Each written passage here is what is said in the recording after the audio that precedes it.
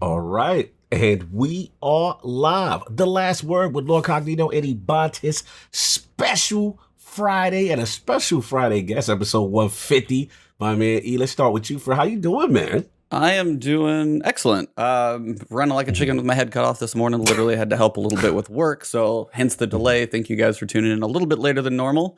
But yeah, got a fun announcement this week. But before I even get into all of that, let's start the show because we got a guest that is worthy of definitely a special introduction. So you got to bring him in, baby. Welcome to The Last Word, episode 150.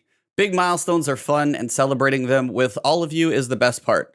I want to thank each and every one of you who have listened along the way and got us this far. So thank you guys very much. Seriously, the guests, the audience, the chat viewers, everybody, you guys have been amazing. Thank you guys. 150 is kind of a big one, so definitely want to give you guys a special shout out.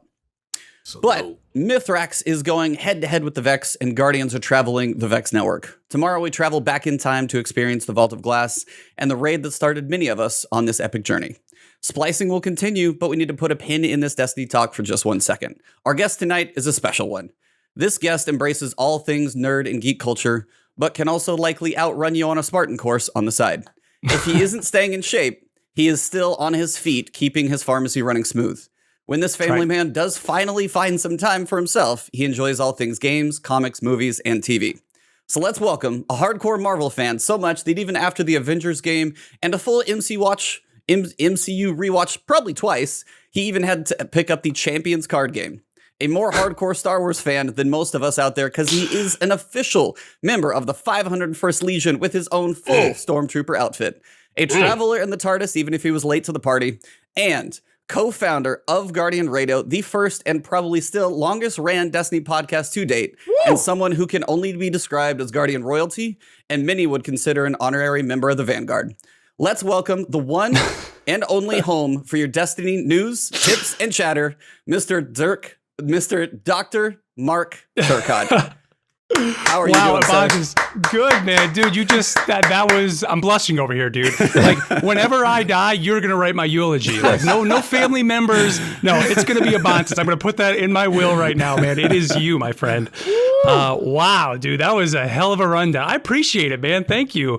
Glad to be here with you guys, though. It's been a while, since I've talked some Destiny. So, yeah, glad to be here, guys. And wow. I mean, that was an intro, man. Holy shit. Yeah, I got goosebumps, man, because it was like the accolades was flowing. I'm like, yup. No, I mean, honestly, like from meeting you and all the guys of Guardian Radio, Guardian Con, you're one of the reasons this podcast even exists. So very special to celebrate 150 with you. You guys went for almost 300. You started it before the damn game even came out. Yeah, I mean, it's a piece of Destiny history for sure. So definitely happy to have you here joining us for one of our milestones, and maybe someday we'll pass your totals, but we got a ways to go.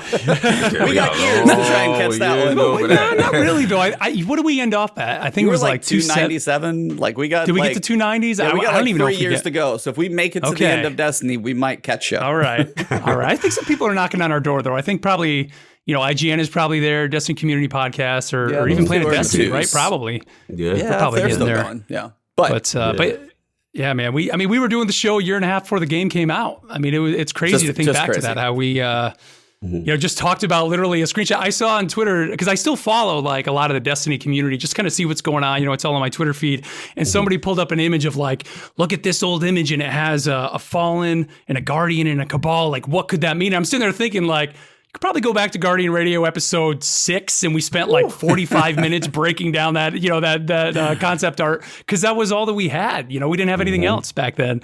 It's crazy, man. Now, you guys set the standard. I mean, I just missed the camaraderie.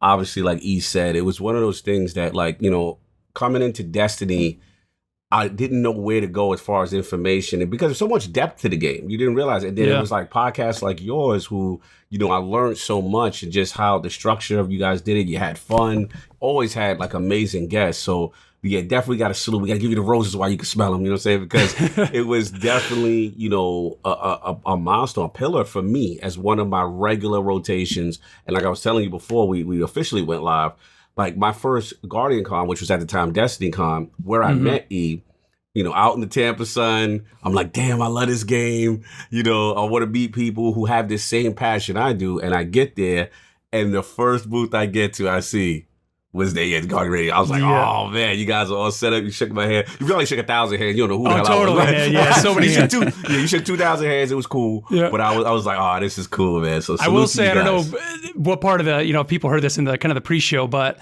I got a new wallet for Christmas this year, and I was kind of going through it and cleaning it out. You get that real thick wallet that you always get because you're just accruing things, over the years. And Ebontis's business card was still in my wallet, man. And I was just like, man, I had a bunch of cards from there, but I just still remember Ebontis coming up and saying, hey, I'm starting this YouTube channel, and give me his card. And, here, look at you guys now, man. I mean, you guys are doing this. This is great. It's been fun. Yeah, lots of fun, man. Lots of fun, man. So, let me ask you a quick question before we get into it.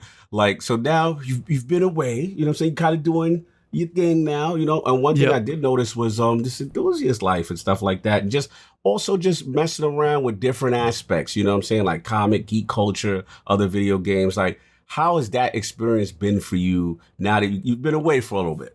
Yeah, it's been probably the most freeing and just fun time I've had podcasting. I mean, Guardian Radio, for what it was, with the time and place, I mean, it still was an incredible journey. And I mean, I always look back at it fondly and will never forget. I mean, there's so many memories within that. But like the reason, when I kind of go back to when we started Guardian Radio was prior to that, I was doing a just generic video game podcast for there was a couple websites. I worked for Avault.com, then moved over to Game Insider Magazine, and then we moved over to Guardian Radio. And the appeal of Guardian Radio was I don't have to cover everything. It was like all I need to do is focus on what's happening in the game this week. And it was like, wow, we don't need to be playing all these games. And of course, we just kind of struck it while it was hot because there was no podcast yet. So Guardian Radio just kind of took off because we were all that there was. Yep. And so, as the other shows started coming out, we were just the ones that had been there and, had a great relationship with Bungie. So it was a perfect ride. But as the years went on, it kind of got to the point where it was like, there's all these other things, that I love, but like I just felt strapped and kind of I only have to be talking about Destiny. There was always that feeling of I have to be playing Destiny every week. I have to be logging in. And so stepping away from it, it was just kind of freeing. It was like, hey, I can go back and play a lot of these games that I missed. A lot of these games that maybe I played an hour or two of, but never were able to complete. And then, I mean, I've always had a love of comics and always had, just that geek side of me in that. And so with the enthusiast life, I actually started, I think we were doing Guardian Radio. I was doing it with my buddy Chris. But where the show is now, it's a daily show, Monday through Friday. I do it. It's like 15 to 20 minutes. And I mean, I just talk about, whatever I want. When you think of just the term enthusiast life, it's like enthusiast is like, what are you enthusiastic about? And literally, I mean, my listeners just are all people like-minded like me that are into some of the same things that I am. And, I've just been having fun, talking about video games, talking about comics. And, every Friday with the Disney Plus shows, the Star Wars shows, the Marvel shows, I'm kind of breaking those down and, comics, all that stuff. It's been a lot of fun doing that show. Nice. And like I said, it's freeing, I don't need to focus and pinpoint on one thing, which I will say though, and some of the advice I always give to people when it comes to podcasting is, try to find your niche. And that's what Guardian Radio did. It was that we were able to say, hey, nobody's doing this. We're able to log into this. And here's what we can deliver to an audience. And so the enthusiast life, I was able to take that audience that I built there and carry some of them over to this. Nice. Where if I just tried to start the enthusiast life off today with no history of Guardian Radio, I mean, it probably, it'd get lost in the mix, man. There's so many podcasts out there now, which right. I'm not discouraging people from podcasting. Believe me, it's fun and do it for the fun of it. It is great. But, I don't think I would be able to, have the success I have with it now had I not done Guardian Radio, No, so fair enough. But you got E. No, I mean, it's just kind of like for all the stuff that you've been listening through is like you are kind of probably in heaven with regards to everything that is out there in the world of entertainment lately. Like, totally, man. I mean, growing up, I think you're around our age. I don't know if you're older or younger. I always forget, but I feel like you're kind of close. I'll be 40 next week. Let's put it that way. I'll drop it. You're between us. But yeah, you look good for 40. We're all not doing too shabby. So yes. But yeah, it's like part of growing up, especially even like the whole nerd culture, Star Wars, gaming and stuff was not as cool. And now it's literally everywhere and just like completely embraced. Mandalorian like overtakes Twitter and like the news every so often with something like Baby Yoda. So for you is like, it's just got to be so awesome to be able to jump in. And as much of, I got to say, like your Star Wars like fanfare is amazing to watch because you've got the full Stormtrooper outfit. You're part of the Legion. So I wanted to hear just like, dude, where are you in the world of Star Wars right now? Because I know this is normally not what we talk about every so often, but it's like your Star Wars world right now has got to be like the best it's ever been. It is, man. You know, I'll tell you, there are a lot of people who, and of course, like after Rise of Skywalker and even Last Jedi, I mean, the Star Wars fandom just went south quick online. I mean, there were people like me who just take it for what it is and enjoy it and just want to absorb everything. But then there are the purists who say, you know, J.J. Abrams killed Star Wars or, you know, whatever you want to say.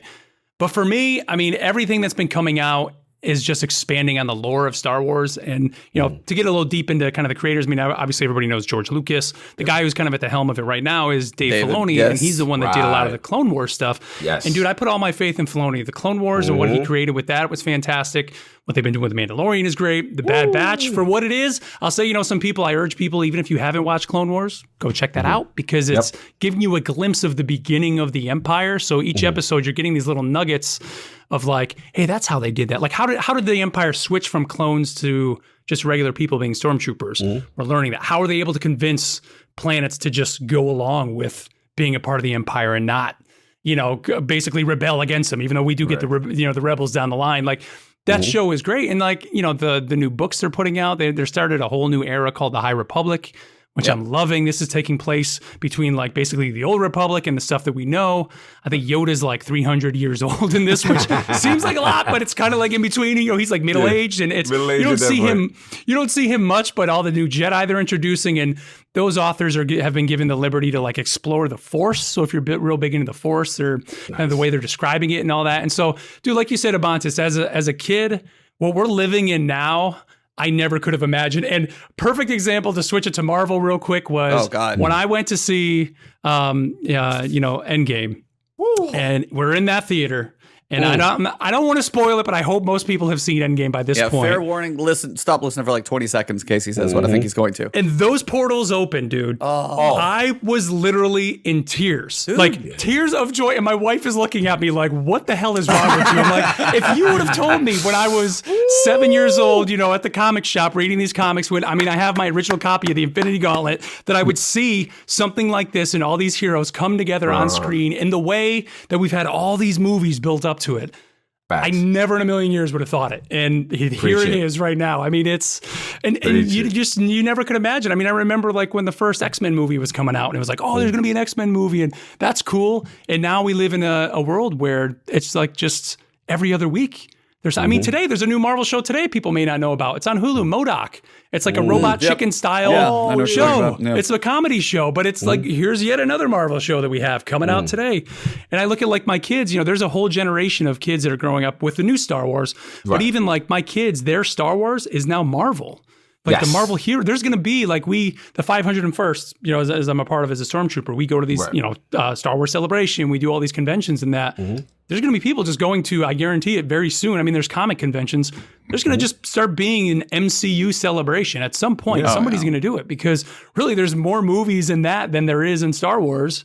And plus you have the comics and I mean, it's crazy about this. I wake up every day with a smile on my face because of it all. It's great. Oh yeah, it's like you mentioned that one line for Endgame, the line, and when it happened, like literally when you see it wiggle, and then it's like the pickup, and like you see reactions in the theater. I had the same thing. I lost my mind. My wife's probably doing the same thing next to me. Like this is what he cheers out loud for. Okay, good. Like that. Those are those moments. But when it's like when he says like the word and you're like, it's just everybody loses their mind. But it's like that is, I mean, from like, you know, the 90s X-Men TV show with the awesome animated, like all of those things you grow up, and then now with the tease of like Phase 4 looks like just mind-blowing of what they can go deep for. Cuts in there, like what are we like? You're bringing some of these characters in that like never would have thought we'd be getting a movie, let alone a series where we're going to get hours of content with these characters. I mean, it's incredible, man. It's wild. Yeah, and then Captain Falcon, Winter Soldier. However you want to say all those, I always kind of screw that one up. But yeah, it's like, man, just even that series, 6 episodes, you're like, could not be more of a polar opposite show from WandaVision. Both very cool experiences. Yep. The monologue at the end of Falcon was just like, damn. Like, and they're even able to use Marvel in those types of ways. And I'm just like, that's really cool too, to see everything. Yep. It's everywhere, and it's really awesome. You know what I will say about this too, and one thing I think, just in general, Falcon and the Winter Soldier, a lot of people were like, I don't want politics in my Marvel shows, or why are you doing this? Has anybody ever read a Marvel comic book? Go back to Stan Lee and Jack Kirby. The original theory of Marvel was the world outside your window. Those guys were in New York City, and they were writing literally about the world outside their window. That's why the X-Men exist, man. Like X-Men was all about like the fight for like racial injustice, but they put it in terms of mutants, and then you had like discrimination. Yeah, you had all of that, and so it's like when you look at the Falcon and the Winter Soldier, number one, that storyline, even though it was very different, and but Sam picking up the shield and becoming Captain America was in the comics years ago, and so like that, and they address all of that there. So it's not like this is new. That's what Marvel has always been doing, but now it's on such a grand stage and more people are seeing it. But it's great, and there could not have been a better time to do things like this and start putting this stuff out there. No, I'm with you. I love it, man. I'm completely with you. When you said both of you guys got emotional during those parts, it's because we're older. We remember as kids, you're buying those books, you're watching those, those smaller cartoons and things, and your dream is like, yo, it would be so cool on the big scale. And then let's be honest, we also suffered because we also had a lot of bad comic book movies. You know what I'm saying? To get to that point. So now you have this culmination of, I forgot how many years, we'll say 12, 15 years of MCU or whatever. 12 years, I think it's been now. Right? Yeah. So like, and to see everything woven so perfectly with the little nuances, with the callbacks, on your left, all these things. And then you get to the moment and you're like, man, like they did it. Like they really did. Because we're so used to them most common fumbling the ball. Yeah. And you're just like, no, this is beautiful. And for me, I'm just like you, Mark.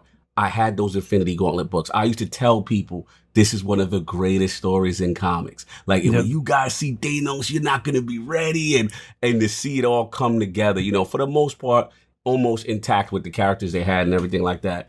But I'm with you. It was truly I'll tell you, amazing. I know we're not talking Destiny here, and I don't know if people don't buy it. I can go on and on about this stuff, bro.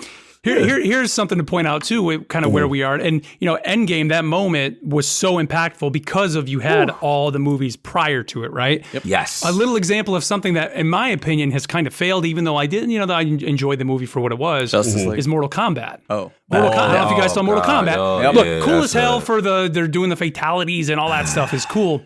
But it was so rushed. And so now having Disney Plus and not even just Disney Plus, even, Netflix, all these streaming services, they can have a series where it's not just an hour and a half, 2 hour movie. Point. Yes. You can have a series that's 8 hours long and build those characters. And that's why the moment at the end of Endgame worked, because you had that history. Where Mortal Kombat, it was just like, here's this character, here's this character, they don't even have a tournament in the movie. There's no tournament. No. They just fight. How do you have Mortal Kombat without a tournament? That should have been an HBO Max series. And I hope they do that. I hope we had the movie, and now I hope we get a series so they can focus on the characters and do that. But, but we live in an age now where they can do that. And that's even more exciting. Like, I've been equating the Disney Plus shows and how they're going to do the Marvel movies to wrestling now. It's like you watch wrestling week in, week out. There's your Monday Night Raw. There's your series, right? There's your Marvel series, and then you're going to go see the pay-per-view in the theater, and that's going to be when they're all going to come together. That's it. They've turned Marvel into wrestling, and that's why you're going to go get your pay-per-view by going to the movies. Like that's talking about coming full circle. That's an impressive there you go. Link up there. Nice. Yes, sir. Yes, sir. But outside of even just like the screen, there's another usual smaller screen, unless you're just playing on the big screen. So obviously, you lived in the world of Guardian Radio, you played Destiny for a while, but you mentioned these games you missed, and I was the same way, like covering Destiny. I was like playing so much. I played Breath of the Wild for like 5 hours, jump back in Destiny. I played Horizon Zero Dawn for like 5 hours, jump back in Destiny. So all these things that you've missed and like either gone back to, what are the standouts that you either missed or that you're even like less Destiny has given you more time to enjoy now? What games have you caught back up on that have been major standouts, or what has kind of got you hooked as of late? I will say, like, during the time of Guardian Radio, like the Nintendo, like Breath of the Wild, I definitely set Guardian Radio or Destiny aside. Same thing with like, Mario. Like, I'm just a Nintendo kid from years ago. Nice. But the games that I really jumped into, was just MMOs, man. Like, and I think, I played a little bit of World of Warcraft when it launched, but never really got into like raiding, or I don't even think I ever really hit. I think I maybe hit level 50 on one character, but never had like a group to run with or anything. But kind of getting that experience in Destiny of having that weekly group, week in, week out, made me want to get into MMO. So there's 2 MMOs, and one I actually was playing a little bit while we were doing Guardian Radio, but the first is Elder Scrolls Online. I started I bought it on PC when it first launched, switched over to console because a lot of my clan mates from Destiny were getting it on console. They all fell off quickly. So I jumped back to PC, and the PC version of that game, number one, it looks better than the console version, even though they are getting the next gen upgrades. But having the ability to put like mods into it, so you know, like just number one, to have a map. That game doesn't have a map. You have to actually hit a menu button to look at the map. So to constantly have the map on the screen is a big deal, right? But you can also populate that map with dungeons and things that you're missing. But that game is great. And I would urge people who play Destiny to maybe check that out, especially if you have Game Pass, because why not? I mean, it's not going to hurt you. It's free. Because a lot of their dungeons, as of late, the newer dungeons over the last couple releases they put out, have mechanics in them. And especially when you start playing those on veteran mode, everybody has to play their role, which I mean, it's typical where you have a healer, 2 DPS, and a tank, but it's not as strict as like World of Warcraft or Final Fantasy. But the mechanics that they're adding to the dungeons are super fun and remind me a lot of raids. Destiny raids. So if you're into, you like raiding and that in Destiny, give Elder Scrolls Online a chance, and don't be intimidated by it being an MMO because, I mean, you can play that game just basically solo. Like everybody's clamoring, where's Elder Scrolls 6? I need Elder Scrolls 6. And I'm like, dude, Elder Scrolls 6, 7, 8, 9, and 10 has been out for the last, 5 years and you're just missing it. Like there is so much story content in Elder Scrolls Online. It's incredible. They've been putting in a ton of the like I said, like the Morrowind, the Skyrim stuff, and the worlds are just kind of implanted them in there. Yeah, that community is very big, and they've been growing, man. The support has been tremendous. What is it, ZeniMax and those guys? It does that game. And you can, every class you can play. They're constantly switch out all your skills and abilities, and it's action based, so it's not like World of Warcraft where you're tab targeting and just hitting, looking at your cooldowns. It's actually action-based. You're dodging, you're blocking. So it's great. It's got a little something for everybody in it. So if you haven't played that, check it out. And the PvP is actually a lot of fun, too. It's big, massive open world PvP where basically you roll up on a castle or a stronghold. One team is in there and you're literally pounding, barricading the door in. You're shooting catapults at it. Half the time, I just go and stand on top of a hill and just watch. Because it's just awesome. I literally, there's an emote, you pull out a chair, I pull out a little wooden chair, my guy's just sitting there just watching these guys just wrecking each other down there. But then the other game, the other MMO that I spent, God, I mean, now I've been playing for over 300 hours, but it was to get from where the very beginning to the end, it took me a little over 260 hours, was Final Fantasy 14. That was a game all throughout us playing Destiny. Everybody kept saying, that game just keeps getting better. You got to play that game. And I just, shortly, it was the summer after we finished Guardian Radio, so it would have been, 2019. I just said, you know what, I'm going to give it, I tried to give it a go a couple times, and just jumped in and do the story of that game. The initial, 1 to 50, which is the Realm Reborn stuff, is kind of the initial stuff, is very cut and dry. They have streamlined it a little bit. But once you get beyond that and get to the newer expansions, that game... I'm going to say it right now. I mean, I love Final Fantasy VII for the story, even Final Fantasy III, which is really Final Fantasy VI. Great stories. Yes. Final Fantasy XIV is the best Final Fantasy story. Bar none, dude. I promise you, because you are, dude, I'm telling you. Six guys might come for you. The six guys might be, I'm telling you right now. They're very passionate about this, Mark. I don't know. I'm telling you, man. It is incredible. And then on top of that, I mean, it still is very much kind of in its trope of Holy Trinity of healer, DPS and tank. And you are on cooldowns. But once you kind of learn your rotations and start going through those dungeons, again, as the newer dungeons have come out, like Elder Scrolls, they've put more mechanics in there. So you're all having to work together to take down dungeon bosses. And I mean, if you want to just play just the story, which it's always weird saying this MMO has an incredible story, because you don't really think of that with an MMO. But you can pretty much play solo and just queue in with dungeons from, 1 to level 80 where we are now, and it'll take you well over 250 hours, probably more. I mean, now Endwalker's coming out, which is intimidating to a lot of people, and that's one of the problems that game has, is that they're so deep into it. You can buy a bypass and immediately get level 80, but it's like, you don't want to do that. And I was on the fence when I first started playing it, but everybody kept saying, just play through it. Just get through it. Just get through it. Yeah, just stick with it. And that's cool, man. It's awesome. Love it's to great. see you branch out on that, man. Really cool, really cool. So you've been watching Destiny a little bit from the distance for the periphery. I have, man. Just been checking out what's going on. Have you stepped your foot in there recently? I have. I mean, every fall expansion I've jumped into, because to me, I've always loved give me a new space to explore, like the exploration of Destiny that I've always loved. That, and I mean, we talk about this in a little bit, but that's why I've always liked the older, like season pass model where we were getting like a drop of, say what you want about Curse of Osiris, but it was a new space, but then we got Warmind. I loved Warmind. It like reminded me of the original Destiny content, but it was a new space. It was Mars, new areas to go and just discover stuff. So with like Beyond Light and Forsaken and all that, obviously, I've kind of jumped into those.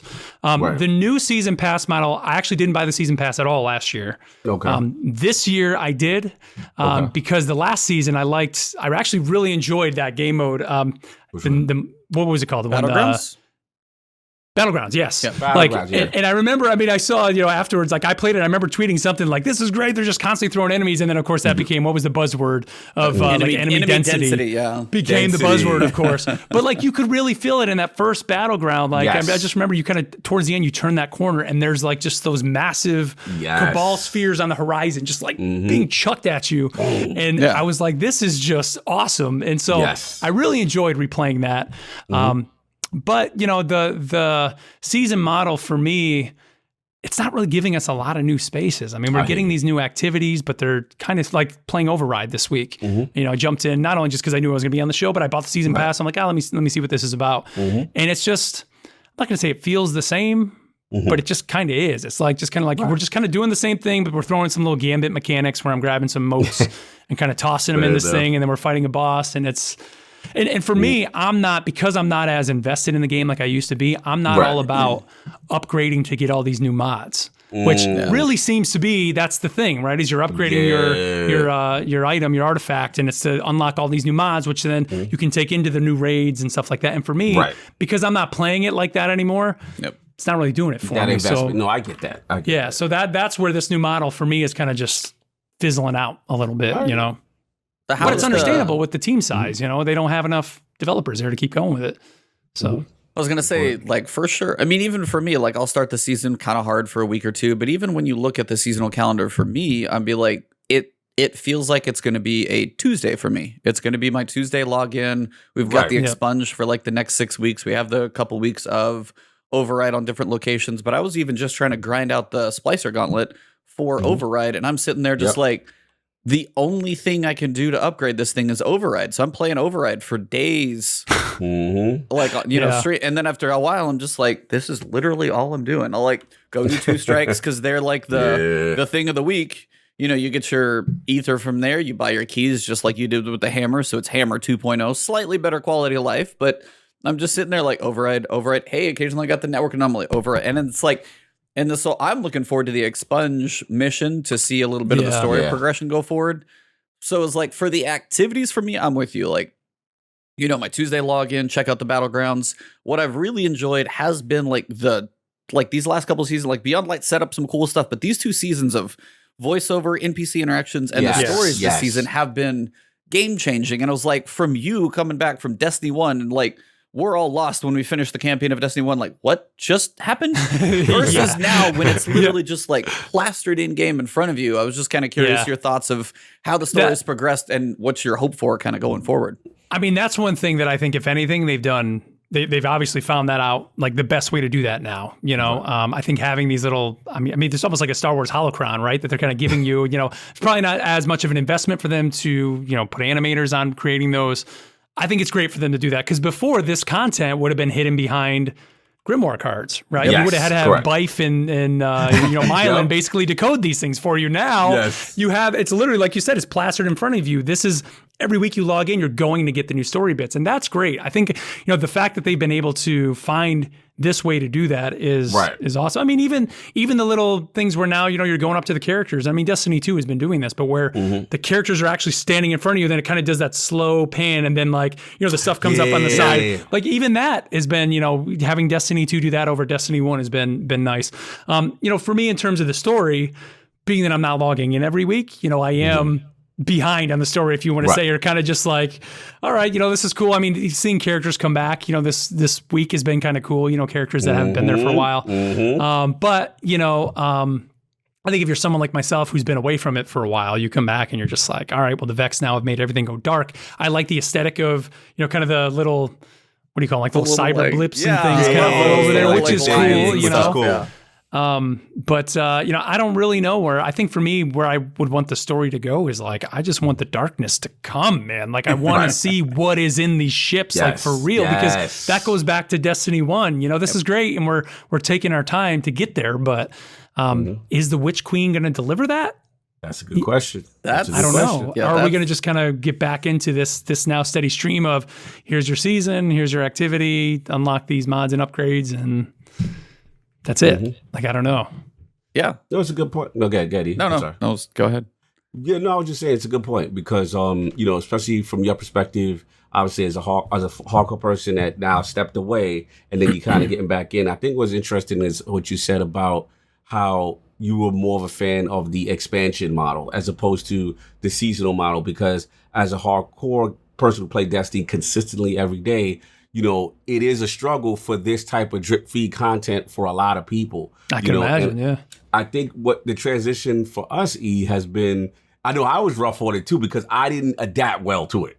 I was just like, I want more, this is not enough, and, I want the big expansion. But like you said earlier, Mark, beautifully, is that, they're on their own, obviously. Resources and development is not the same, you know what I mean? So we have to change the expectation a little bit. But what I found now is I've got this nice balance where, like E said, I log in on a Tuesday, I do my story beat stuff, I get my narrative stuff done, right? Do any cool weapon farming and stuff like that I do see, and builds I do see, I'll go get.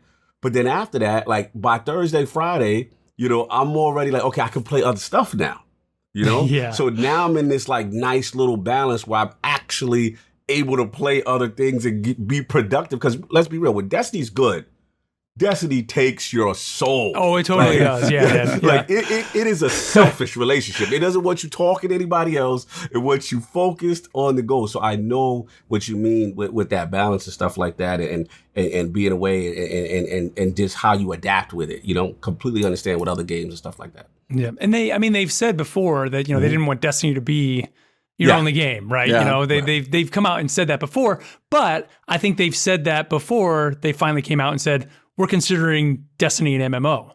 Yes. So it's like, all right, if you want to be an MMO, I mean, you got to kind of have not just, although these last two seasons, adding in these audio logs and that is things that are in MMOs. Yes. You're getting maybe a new weekly quest or a new something. So they're getting there. Like it's coming. And essentially, I've kind of been laughing because I remember talking about this on Guardian Radio of like, would anybody pay a monthly fee for Destiny? And everybody's like, no. You're paying for the season pass. Like you are. I mean, it's getting spread out, right? I mean, and then you're getting in a little bit of a cheaper discount, but ultimately you are. I mean, you're paying somewhat of a monthly fee by buying that season pass. Yep. I don't know. I mean, how would you guys feel about that?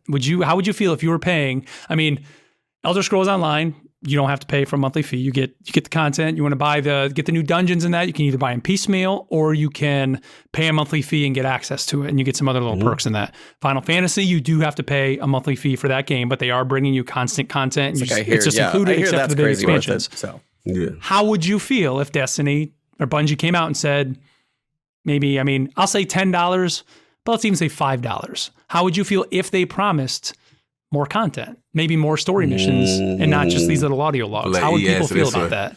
I was like, I hate the term slippery slope. But it becomes a very interesting discussion of, you think about what we get for $10 in a season and the bar that they've set with that to be for $10, the size of their studio, and we see what they can do.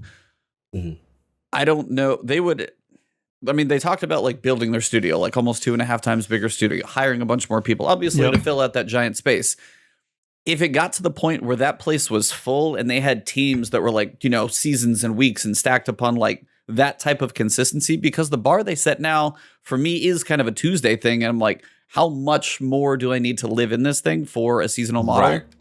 Right. Because the season for $10, if you break down even what you get, like, for $10, it's not bad. We're getting a new activity, a decent amount of voice lines. We get a story. Right. We got, not new spaces, but now we got the Vex network. We're going to have the expunge mission, whatever the epilogue activity is going to be, and any spicy stuff in between. It's not a bad value for $10. It like kills me when I log in and I'm like, I get my one page in my email of the story like once a week. When I get I'm like, all right, cool. I read page 2. You got to wait 6 days. God.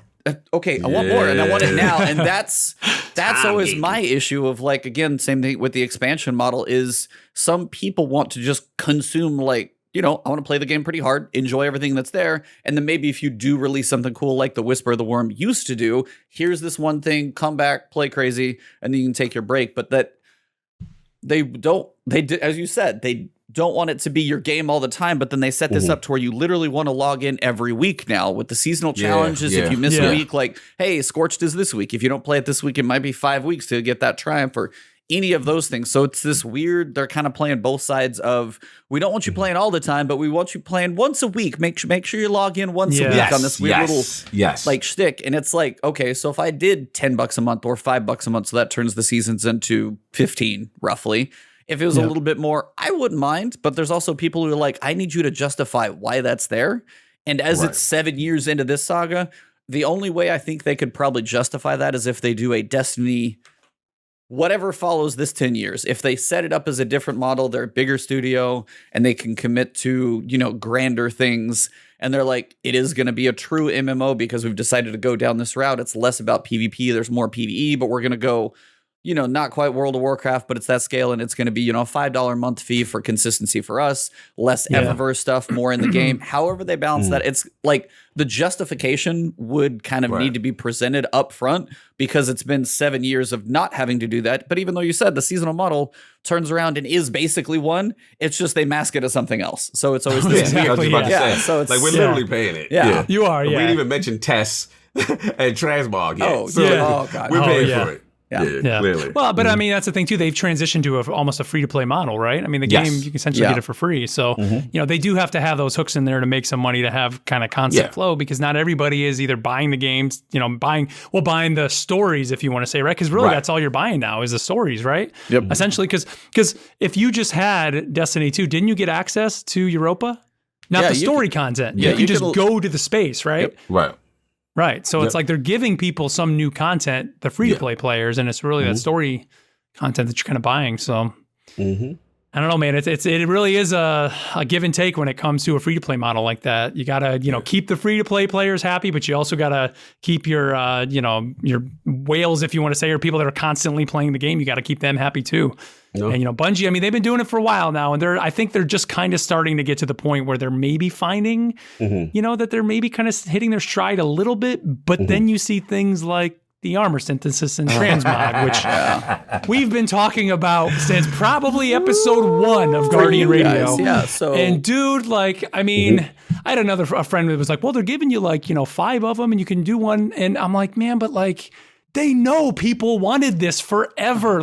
For some people, Destiny is not a fashion show, but for a lot of people, an MMO is. And if you're going to say this is an MMO, and for me personally, it kind of always has been. If I like the Helm of Saint 14, I wore almost all the way through Destiny 1, regardless, because I loved playing, my Sentinel Titan, and that's what I played, and I always was popping my wards, and I just liked to have that helmet on because I liked the way that it looked. Yep. And now, with Transmog, it's if I wanted that, even though I would have got the free one that season, I would have had to work to maybe get another, the new helmet that's kind of replaced Saint 14. But then in the same sense, the other thing that I was kind of chuckling about was seeing some of this that was my initial impression. But then the more I thought about it, I was like, you're seeing all these people saying you got to spend 400 hours to get every armor piece and everything. And it's do you really want to do that? Are you going to wear all 100 helmets? No, you're really doing this for that one helmet that you like, 2 or 3 helmets that you like. And you know what? Maybe next season it'll be there. Or don't transmog anything to it. If you want to wear the helmet, put the freaking helmet on in the tower and walk around. And then when you go back into your strike, switch back over. So I actually kind of see both sides of the coin with that. But it still is a little bit silly that they just made it so obtuse to do it this way. It's it's actually grinding for it's it. Crazy. Yeah, it's crazy. That was the thing. I think as soon as we heard about it, because we had Travis on for that one, and we lit it up completely. But it is the whole idea, as you said, before the game even came out, MMOs, Transmog. I mean, you have games like Anthem that came out and basically flopped, sad to say. But also on the other side, you could paint your javelin to Kingdom Come. You could make that thing look whatever shader, whatever color, different armor pieces. And there were some things that you could buy for different like textures and stuff. But the idea of everybody wanted Transmog for so long.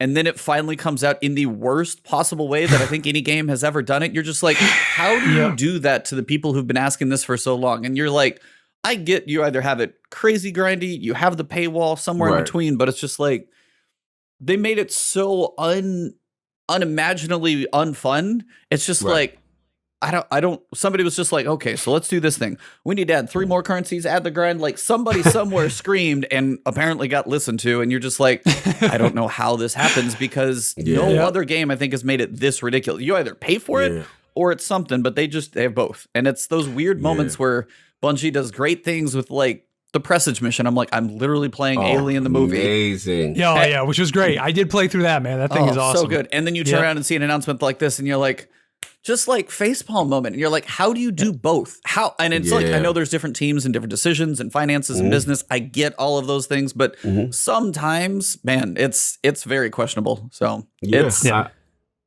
agree. I think just to finish this topic up is that I am a firm believer, especially with Transmog, with how remember, it was not received well. Like it was blood in the street.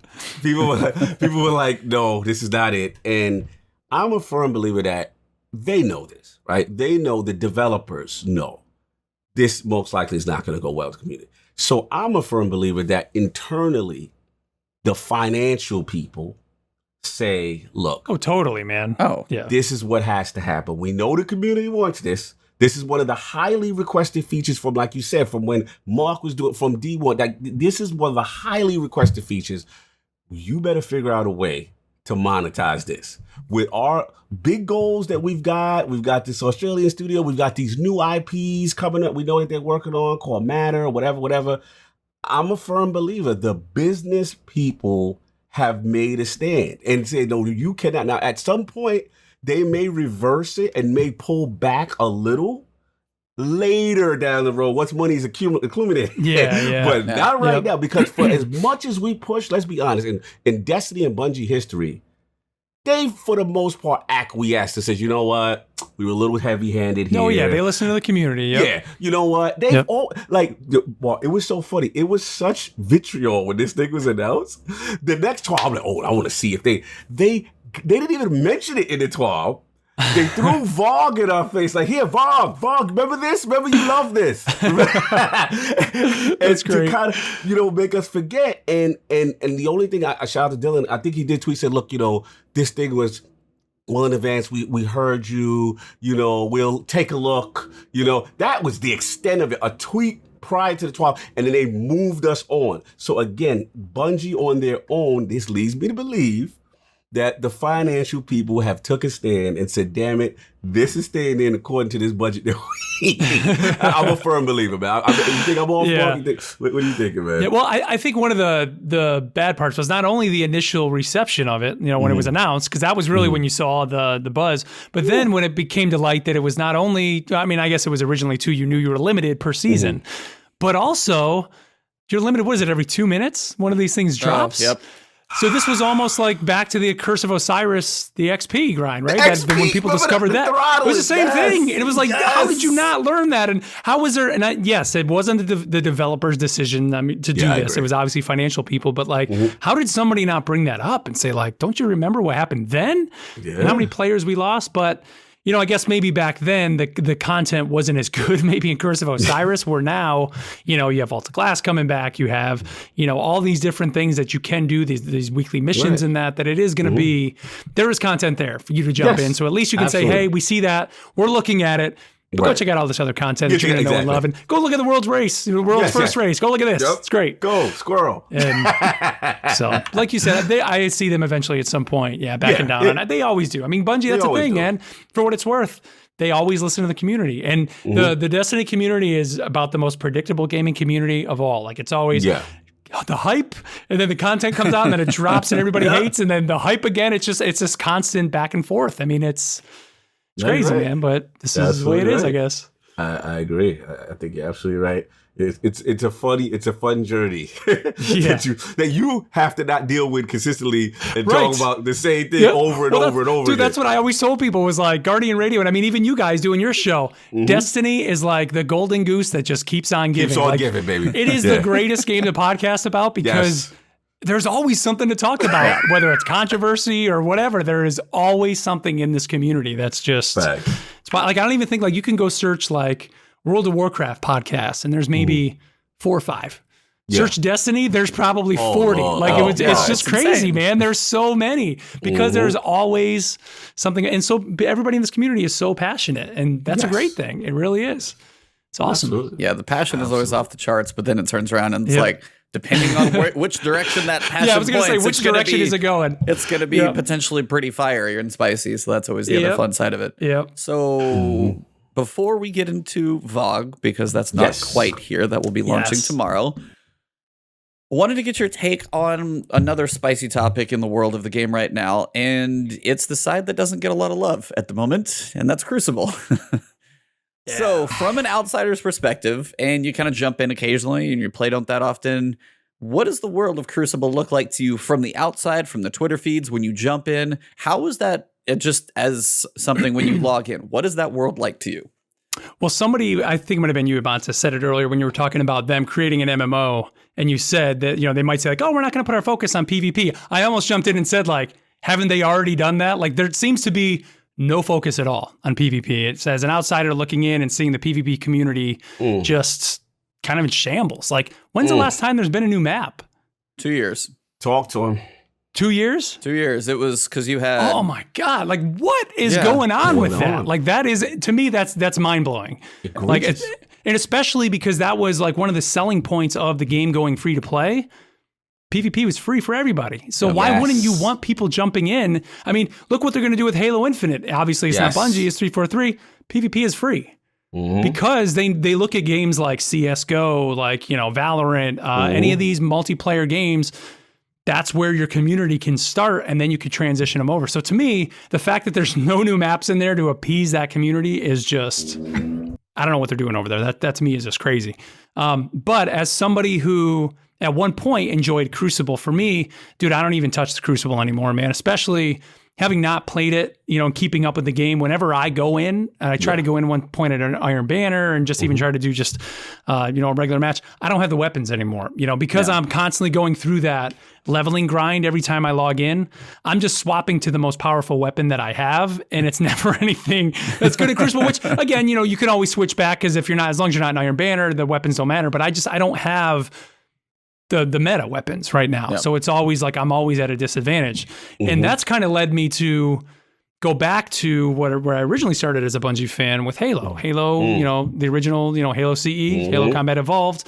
I got a Series X here, luckily I was able to get one at launch, and have been playing the hell out of the Master Chief Collection. I've rediscovered my love for the Halo multiplayer again. And I was trying to put my finger on what it is about that game, and I remember talking about it on Guardian Radio, and I've talked about it even on other podcasts that I've been on, talking about Destiny. And I know this is somewhat, again, another hot, spicy take for some people that play Destiny, but I believe that Halo still to this day is still played, because the way that game was built was you had set loadouts, you had power weapons on the map, and the game all came, and you had a little bit of a higher time to kill, and it all came down to truly map knowledge, knowing where those power weapons were, knowing what those timers are, and then it comes down to the skill of knowing these are the tools that I have at me right now. Right. Ebontis, you may shoot me first, but I can still outplay you because I know the map, I know where I am in the map, I know the tools that I have, and multiple times going back to play that game, I can outplay people sometimes, where Destiny is to the point now where I don't feel like I can do that anymore. And, I don't know if that's really just that I'm not in the meta, or if it's because they add in the idea of the class abilities, which are super fun, getting supers and all that. But like, it had me thinking like, and I've said this before, why don't they create a game mode where it's, here's the Crucible, Lord Shaxx says, all right, Guardians, take off your armor. Every Guardian wears the same suit of armor, and maybe every week have set weapons that you start with, but you can make it lore friendly where it's like, these are the weapons this week. And then you you can build your super throughout a match, but then there's like a power weapon in Halo. There's a super drop that drops in the middle. So teams start fighting over this part of the map because they know the instant super drops at this time frame and everybody's fighting over there for it. It's just, I don't know. There's something about playing Halo that to me seems so much more competitive and so much more, I mean, fair is not the right word, but it's like just skill-based, I guess, where Destiny, it's like, if I don't have the meta, you don't have the meta, the idea of them wanting it to be your guardian across all play of Destiny, and I get that. Like, that's super cool and that's fun. But as somebody trying to come back to it now, and then I can even imagine somebody that's new to Destiny trying to get into it, sure, throwing supers around is fun, but getting hit by supers and shot by, a hand cannon from halfway across the map that you don't have, that you will never have, you're just going to quit, because it's like, screw this, I'm out. And you're going to go play Call of Duty or whatever, which I don't know. That's kind of where my take is. And then, but whenever I say that, people always say like, well, we had something like that when Destiny 2 launched and the, PvP community hated it because wasn't that like the, double primaries I was there and stuff for, like that. Like people were all like, it was all primaries and it killed the meta, but it was like, so what was different about that time of Destiny 2 and let's say a Halo 3? Like, what is it about that was different? And the only thing I can put my finger on was it was the time to kill was a little bit longer in Halo. And then you had power weapons on the map.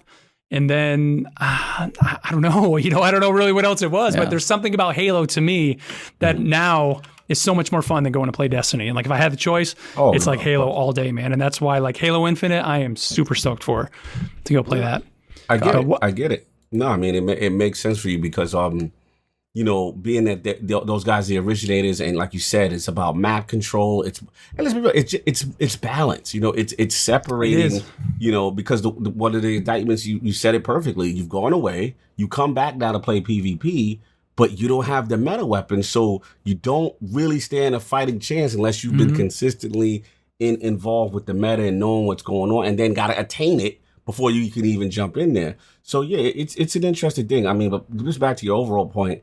Again, I've never seen such neglect like this. And the issue to me, like, and I said it ad nauseum, other podcasts, just that, again, if resources are an issue, or that's fine. But the fact that they're not communicating it is a little troubling to me. Yeah, man. Because it is beyond the butt of every joke. It's really bad. And this was I remember, correct me if I'm wrong, Mark, didn't you guys used to have like the Crucible guys and devs on and stuff like that back in the day? Yeah, like definitely. Was Newski and those guys? Yeah, totally. And, yeah, I remember listening to those episodes, and you would get these very in-depth discussions about the meta and the decision making behind things.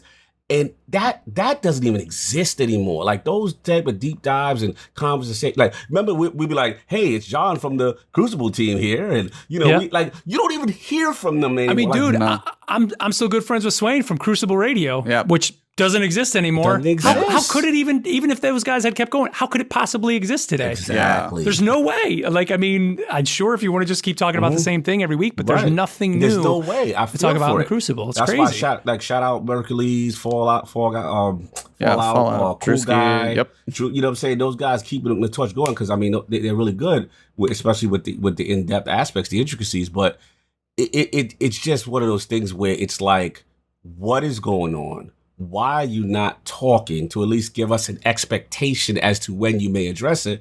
And then we got to talk, about the elephant in the room, which is, again, this supposed new IP, that baby PvP focus.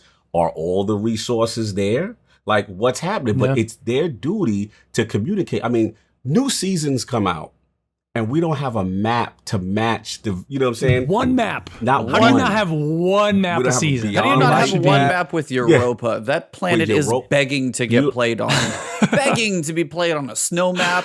I mean, come on. You could even put on a white shader, which I don't even know if we're going to get tomorrow. All of that stuff's a thing. But no, like one thing that you said, Mark, too, and like over way too many episodes and probably yours as well, I feel like the idea of that mode where set loadouts, and kind of like you can pick your options where it's perfectly balanced, like gear's pretty standardized. You just got like set specs, would give people, especially as you said, like you or a new player, a chance to jump in and kind of understand PvP without having crazy ability spam. People have 100 like intellect specs, so they instantly get their super and they get it back again. And then they've got this hand cannon, as you said, with 5,000 rank. And I know it's a joke, but all of these things that people have grinded for, and a new person comes in is like, holy B, and they can't get on board with this. And they're like, this is a way too big of a hill to climb. How much time do I have to put in to get reasonable at this? And it's like, there's a lot of work that you got to put in, a lot of different guns that you got to go get, and then the skill ceiling of movement and everything else to learn. But there's no like leveled playing field. And one thing, it's like, shout out to Division. Trust me, it has its ups and downs. Yeah. But one of the modes, and actually I heard it was actually kind of working on coming back, is survival. And that's this weird thing about a battle royale that does have, and I guess it's probably that ease of access for a lot of people. You can hop in and know nothing, but you know everybody else is at least starting at the same point every match. It's the same, So like whether they pick up a cool gun, like, hey, they got it that match, but if we start the next round, we're all flying in empty-handed. And it's like, I'm not a huge fan of battle royals, but there's something about that of at least I know everybody starts the same. Somebody could be better than me, totally know where to go, better at those quick gun plays in like the high tent settings. That's fine. But if I step into a match and I just know I'm behind from the get-go, that's tough. And I like what you said. People haven't played in a while. Play every so often. If there was a mode to just be like, I want to play some standardized Destiny PvP, and it's like they won't do that. And I think that whole standard, like certain, like, you know, a couple pulse rifles, hand cannons, scouts, a couple primaries where you can pick from. You got a shotgun, a fusion, like one of each basic weapon you can pick. And they're going to balance that one mode to be as perfect as possible. And it's like, you could have like pure skill in there. You could lower the ability times. You could mess with stuff.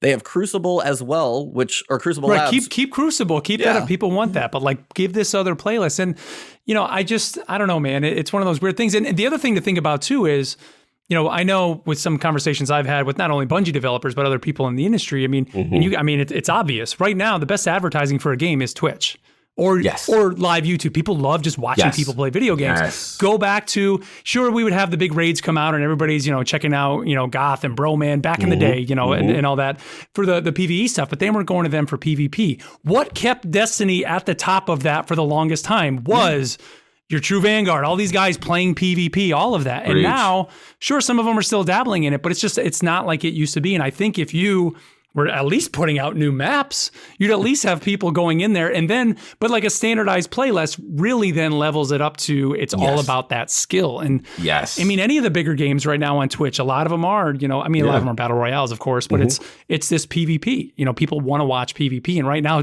your game is out there as a free-to-play game, so you want to get people playing your game, and you're not putting out new PvP content. Like, what are you doing?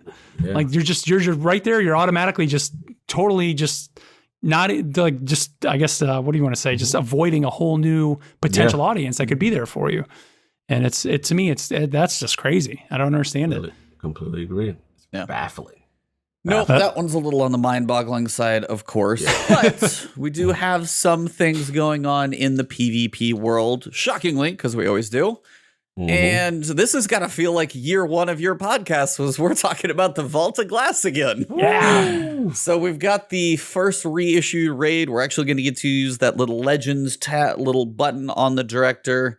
And we get to go back into the Vault of Glass tomorrow. And for obviously my co-host, this is a special piece because when it comes to raid rankings, it sits at the top above everything else for this man, pretty much no matter what. I don't think I've seen anything knock it off its pedestal yet.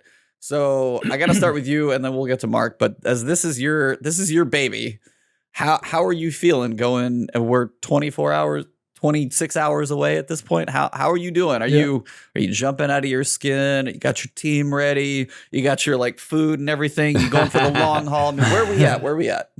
Oh man, we're on the eve of greatness, man. I mean, this is special for me. I mean, you know the story. You know, it's one of those things. You know, VoG literally prevented me from throwing Destiny in the trash, literally, because I was very jaded. I was very, you know, concerned about the game. I didn't understand, you know, what the MMO in the console space was. So, you know, when people were telling me about, oh no, you got to get to level 30, you got to do the raid, and I'm like, I already beat the campaign. But you know, I remember again just starting the Spire and opening that bad boy up and going in there and the jumping puzzle and just the mystery of it all. And then obviously to the Atheon fight, the oracles, all the different encounters, and saying, okay, again, I wasn't a WoW guy. Like I never experienced anything on that level cooperatively in a video game. 6 players, no help. You don't know what's going on.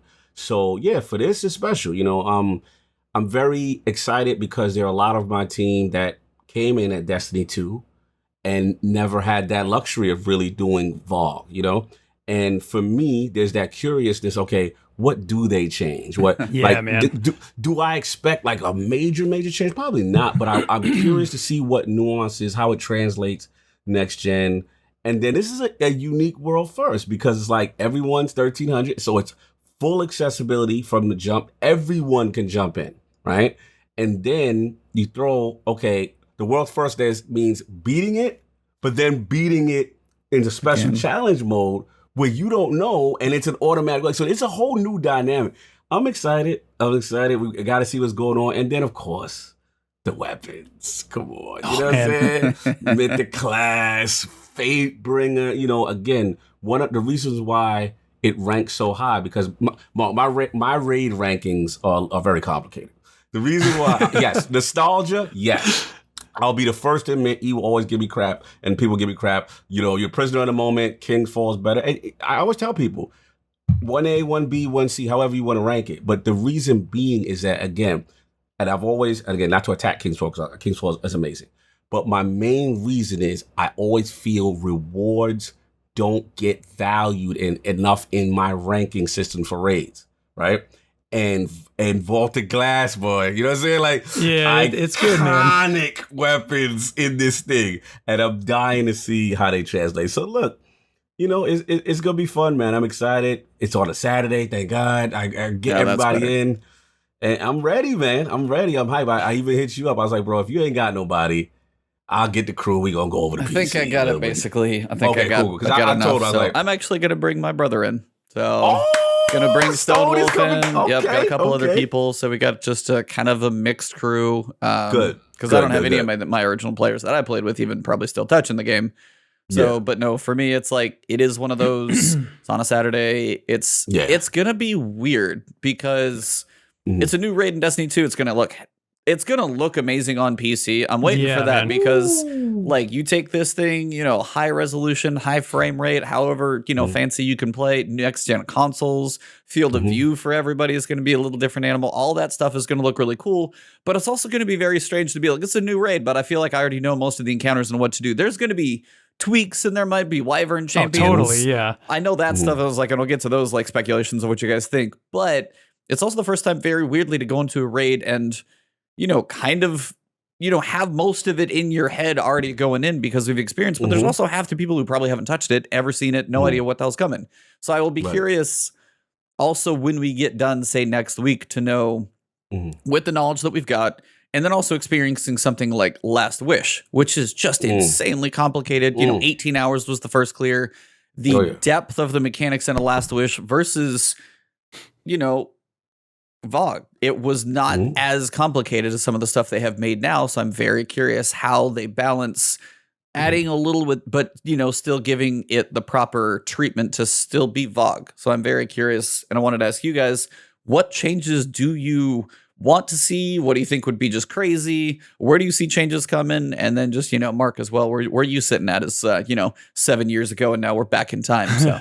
Well, one change that I hope is there, and if it's not, I think it's a complete miss. What number chest was the one that everybody still has been looking for? Is it like the 7th or 8th chest? Sixth or 7th chest, yeah. Yeah, like there's a 7th chest in the Vault of Glass. If there is not an extra chest in this vault, they failed. Right there, failure. Absolute failure. It's got to be there, right? They have Luke Smith. You better be hiding that chest in this raid, because if not, you're crazy. But just real quick, before we talk about this, dude, like this, to me, Vault of Glass, like a lot of it is the nostalgia of it and the unknown, and a little insider baseball for Guardian Radio. And I'm not gonna say who it was or anything, but and it wasn't me. I'll tell you that much. It wasn't me. But we knew that there was a very tight clan pre Destiny 1 coming out that went to Bungie, did a play test of a raid. And this was a team that played a lot of Halo. They played a lot of Battlefield. And afterwards, these guys could not complete it. And so for me, like I had heard about raids and obviously World of Warcraft. Like I said, I never really got into raiding and all that. So for me, this was really my first thing. I'm like, how can they be playing like a shooter game and not be able to complete it. Like it wasn't comprehending to me that you have these mechanics where everybody had to do their own part. And then, of course, Vault of Glass comes out, and I actually didn't run it blind. I had a group of guys that, a couple listeners and that, and then some of us on the original Guardian Radio ran through it. But that experience still to this day is one of the just most incredible experiences when they're like, okay, you need to go stand over here. And then you may go through this portal. And if you go through this portal, you got to look up, but you got to keep moving because your screen's going to go black. And if your screen goes black, we're all dead. And I'm just like, what are you talking about? And then, you start doing it and you start getting it. And it's like, all right, well, when you come back out, we all got to run to the centerpiece and, shoot at this guy. And I mean, the completion of that was just awesome. And having the jumping puzzle and just the aesthetic of the raid is just awesome. And even the idea of opening it was awesome. Now we do know with this, right? I mean, we're going to have to open it, but it's not going to be obviously in a public space because we're not going to be doing, but just that's going to be, I think, a lot of fun, which I have a feeling it's going to be difficult to open the vault. I think a lot of people are kind of just thinking like, we're going to be able to get in and just do it like we used to. You're talking about champions getting thrown down. How long is it going to take for the first team to open that vault? I guarantee you it's going to take a little while. There's going to be something new to crack this thing open. The Vex are not just going to put this thing out and have it be like it used to be. You know that. This isn't going to be the same. You think it is, but it's not. They're definitely going to make it a little bit different. But small shout out to the man who probably knows what the Vex is doing. Shout out to Bife. Previous on Guardian Radio. He would know all the lore. But actually, I wanted to say this morning, he wanted to say hi to you directly because I tweeted out the thumbnail this morning. And it was wrong. Thank you, all of you who nobody noticed it, by the way, because it says Season of the Chosen. And he's like, by the way, I'm just in like detail mode and I caught this one thing. By the way, shout out, say hi to Mark for me. So Bife says hi, by the way, wanted to let that one know. Right, but also, thank you, all of you who no one caught the thumbnail. It's been fixed now. But yeah, I wanted to say, like, if you want to know what the Vex is doing, he's the one you want to go. He's all about the lore videos this season. He's got tons of stuff to talk about. So sorry, back to you. I just had to get that shout out from him. I talked about being kind of always behind in the story. Like Bife's videos are the way I catch up on the story. Still, I've been doing it since the very beginning, and still to this day, it's Bife. Go see what video he put out about the lore, and I'll be able to catch up. Do we know? Because the first run I did in Vault, I got Vision of Confluence, which was my scout rifle through basically all of Destiny 1. I would always have this thing equipped, kind of leveled it up as much as I could until we couldn't do it anymore. Is that going to be a drop in this? I believe it is. From what because I hear a lot of people talking Fatebringer, they're talking Vex. Yeah, if you want to go into spoiler-ish stuff, you can look at the Vault of Glass gear. There's a bunch of mods that have leaked out. But if you guys don't want to hear it, fair warning, I'm just going to list them off real fast so you guys know.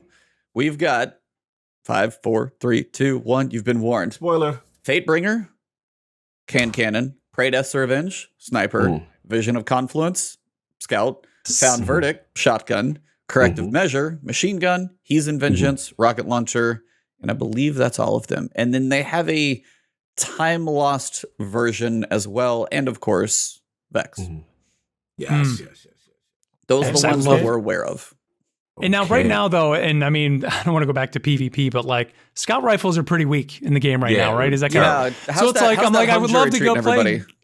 I would love to play and get the Vision of Confluence, but it's like, if it's not going to, do me any good, what's the point, right? Like, why? It's not. I don't know. There's actually a big uproar right now with Hung Jury. That's all I wanted to bring that up and be like, I just got it, and I'm like, Scouts are just not in a good place with D2. Man, that's all I rolled in Destiny 1, man. Bro, Hung Jury was iconic, and it's just like, I looked at it. I looked at what the RPM was. I was like, oh, definitely not. I was like, it's just even with the rolls are good. They have great perk combinations, but it's just Bungie is insistent that they don't want to reward scout play, that long distance, safe kind of play style, and scouts continue to suffer. They've actually said it. They've actually made a conscious decision because even with the last update, the only thing they did to them was the aim assist. Yeah. And so what? Yeah. What don't they want people? Is that in PvP? They don't want people doing that? Either. Like, it's the same thing. I feel like why snipers are not in the place they used to be as well. Is they don't want to sit back and shoot from a safe space. Yeah, they hate that. And it's like they're trying to that push. was Destiny 1, dude, with my vision, and then you have your icebreaker, and you're like, pow, pow, pow, with the icebreaker, switch over. They hate you. They hated you. Dude, everything about But the game was so much fun, man. Like, that was it, dude. That was it. I'm with you, bro. And what it is they're trying to force this play style and get the other weapons up the par. I mean, in their defense, I would say the other archetypes have come up as a whole, and it's probably the most balanced it's been from a meta as far as weapon archetypes you could use and actually be competitive, except Scout. Except Scout, because Scout, they just like it sucks, you know.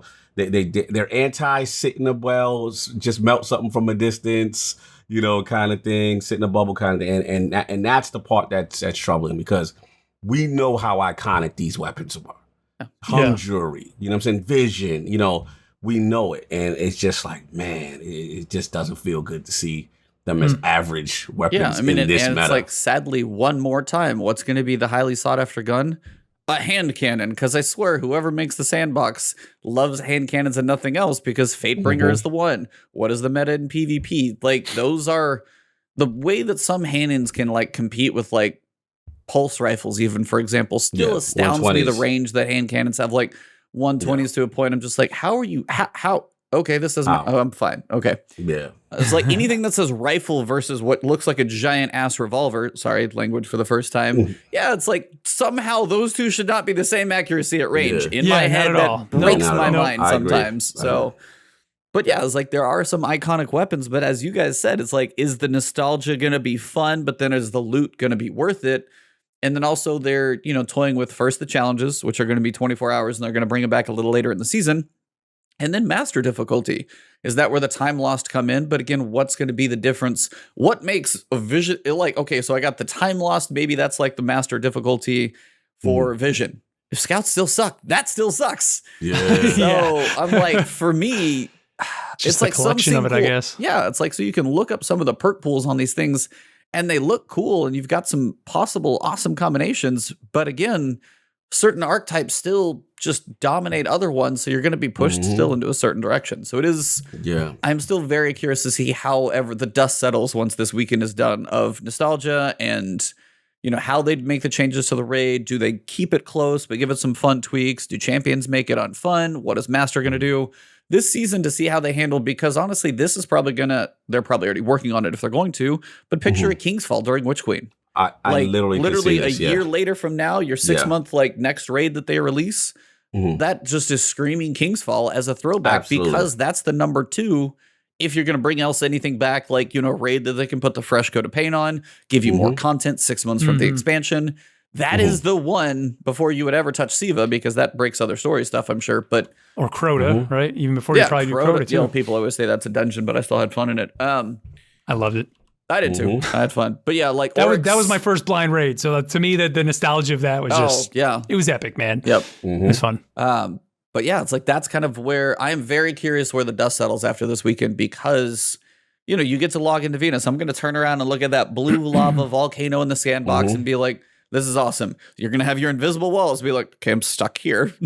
And then you're funneled in. And as you said, is the opening going to be hard, or is this thing going to get knocked out in like 2 hours? I'm so curious to see how this goes. Yeah, because you got Mark. I'll say real quick, have they said, is Vault of Glass leaving next season? Or is it staying in? It's in the game around. Yeah, it's going to stay around. Now, that's the other thing is, again, you know, I kind of just look at the Destiny community from afar now. So Deepstone Crypt, I'm not going to say it doesn't matter anymore. It does. But it doesn't matter anymore, right? For pinnacles or anything like that. What are you guys' thoughts on that? I mean, I see a lot of people kind of upset with that, because it's like, hey, I paid for that raid. Even though everybody's getting Vault of Glass free, that's cool. But like, I paid for that raid. Like, I should be able to run that. Literally, how are you guys feeling about that? Oh, I went. I had my 2 cents last time, but basic for me was I went off because you paid for an expansion. While this is a free raid, it's an old raid. If you paid for somebody could sit there and pay for Beyond Light today, and it's not considered a pinnacle. And they may not have had the expansion yet, but they're new. Cool. Here's Beyond Light. Here's a raid. Well, there's some weapons in there, but it's not going to help you level up anymore. But this is a raid. This is like really tough stuff. Still, it's really the current raid, right? It's the current expansion raid. Yeah, it's the current story raid. And I knew. Also, my curiosity changed when they're like on the Legends tab. I was like, oh, they're just putting Vault of Glass in a little isolated little bucket that's not actually in the world. It's just an old raid experience. And I'm like, so you're literally putting it in there and you still turn off the pinnacles? It's 10 levels of pinnacles and you already did the contest mode for Vault. It wouldn't matter if people were 1310 or 1320 going in. 1300 as high is going to matter tomorrow. So it didn't matter at all. And they took it away. And then they took the value out of the biggest piece of the year, which is the paid expansion. No, that irked me a lot. And I saw other people saying it too, that no, that was, but also, I mean, the weirdest thing is the raid lost its pinnacle status, but like the 10-minute exo simulation mission or the Empire hunts that are still tied to that expansion, those are pinnacles. Those are pinnacles. Which are much shorter. And then your entire Deepstone Crypt Crazy Raid that's awesome with like 8-tracks and everything that broke people. That one's not. Great. I'm like, I don't understand that at all. It's a great raid. That's crazy, man. And they clarified multiple times that, it's intentionally not pinnacle. I was like, okay, you're just, they embraced it. So no, I was not a fan at all. I couldn't stand that one. Yeah. That doesn't make sense to me at all, man. Yeah, they're trying to. It's forced engagement. They're trying to push everyone into Vault, and I get it. And to me, it's like Vault didn't even need. Vault is going to stand on its own regardless. And like you said, Mark, this is paid content. This is the expansion. Like I did not like that decision at all. And we've all been beating the drum. How come at least at the very minimum there's not a raid pinnacle rotation weekly list? Like, this week, hey, if you jump in this, you're going to get a pinnacle, last wish this, next week or whatever. At least do that, because we do recognize this is premium content and it's being neglected. And again, they're forcing this into Vault, which is nice, but you can't do that to Deepstone. You can't do that. That's a great raid. That is a really strong raid. So yeah, it's disappointing. It's very disappointing the way they handle that, in my opinion.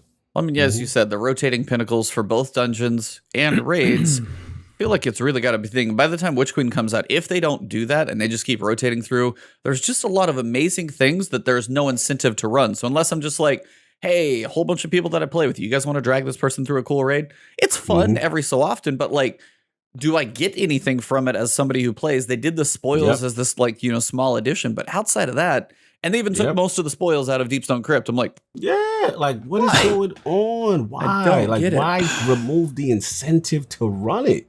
Like, I don't. Do you guys know? Has there been any data? And I don't even know how you would really find this, because I remember like with Guardian Radio, to see raid completions, we would always look at trophies and things like that. But have there been any numbers? And I don't think they would ever release this, of how many people got or played Beyond Light with Game Pass. That's a good point. Because technically it's free then, right? Yeah. Free, so, I mean, Deepstone Crypt, if it was a lot of Game Pass people, it's free. Now, it wasn't free on PC, right? Because Destiny 2 is not on Game Pass yet. Right. And maybe that was kind of their mindset. Was like, a lot of people just kind of, on this platform, played it for free, so screw it. We'll just kind of put it off to the side. But again, then they're giving you Vault of Glass for free. So it's like, well, then, if you're going to kind of put these out there. Right. I don't know, man. It just didn't seem to be necessary to take one, to take it away for... Especially when they lowered the 10 down. It was like the leveling thing is that's a podcast in itself. But like now we're down to 10 power levels. It's just the pinnacle if you were caught up. So then you have the shorter grind, but then they just felt like lengthening your grind again by taking those pinnacles away. It's all they were doing.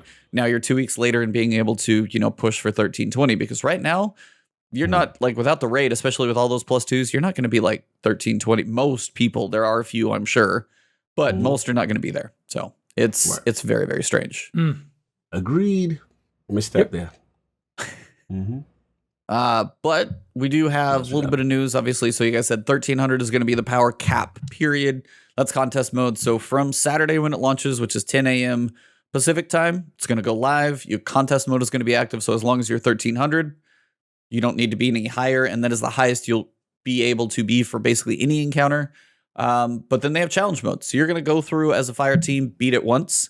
And then if you're going for the belt, which is a silver belt instead of a gold, because it is a reissued raid, they did make that distinction. You're going to have challenge modes. And I wondered if you guys wanted to go through the encounters, how you guys think each of the encounters, because the main four are obviously, you said the entrance, you've got the Oracle whole fight and, taking them all out.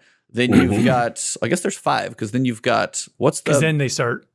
Because don't you fight the oracles and then they start kind of coming up from the bottom too, right? Then after that, and then you've got the boss there, which I can never remember his name. Templar, yep. And then you got the Gatekeeper and Atheon. So there's 5 possible places.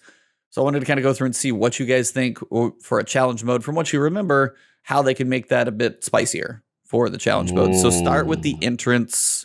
What do you guys think? Because that's the 3 pillars on the outside. Yeah. Got to stand on them to build them, and you've got to keep people off of them long enough to make them built. So outside of that mechanic itself, what do you see?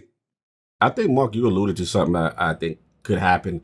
I think that could get crazy. Like, they could throw champions, unstoppables, or something in there, like, to really ramp up the intensity of having to. Because let's be real, it's standing on plates. You know what I'm saying? You know what I'm saying? So, right, yeah. You know, what do you do? Like, and I think, like you really intensify. You really throw the kitchen sink at it, and there's not going to be other players in there, so you can maybe ramp up, player count. Maybe not battlegrounds level, but get intense. But what do you think? You think that they could do that or add something else into it? More? What you feel? What was the raid? I can't believe I can't think of the name. What was the raid where it was the launch raid with D2 with Leviathan? Leviathan. Yeah. Leviathan. And there was the one part where you had to get the big keys and kind of slam them down. Yeah. What if there's some sort of things like that where it's not just standing on the plate? Like you have to go kill somebody off in a corner, grab that, bring that back to the plate. And then in the meantime, there's somebody who can come on the plate and basically make that. Because remember that? They just kept coming at you. And then if eventually that key could disappear if enough guys got on the plate. Yep. I could see them doing something like that. But later in, you're managing 3 plates at once. It's not just, so you're basically having 2 people where one's having to run and grab it, bring it back, and it's on the complete opposite side. Even almost how the Siva raid, how kind of you were always having to get empowered, and you'd be empowered on one side but have to quickly run to the other. Could be something like that where you have to run to the other side, grab whatever, and quickly get back, or else that thing may expire. There's a timer on it. I could see them doing something like that rather than just stand on plates, fight waves of enemies. That might be a cool way to kind of just add this neat little stress factor to it to make it a little bit more difficult. I actually like that. I like that. Yeah.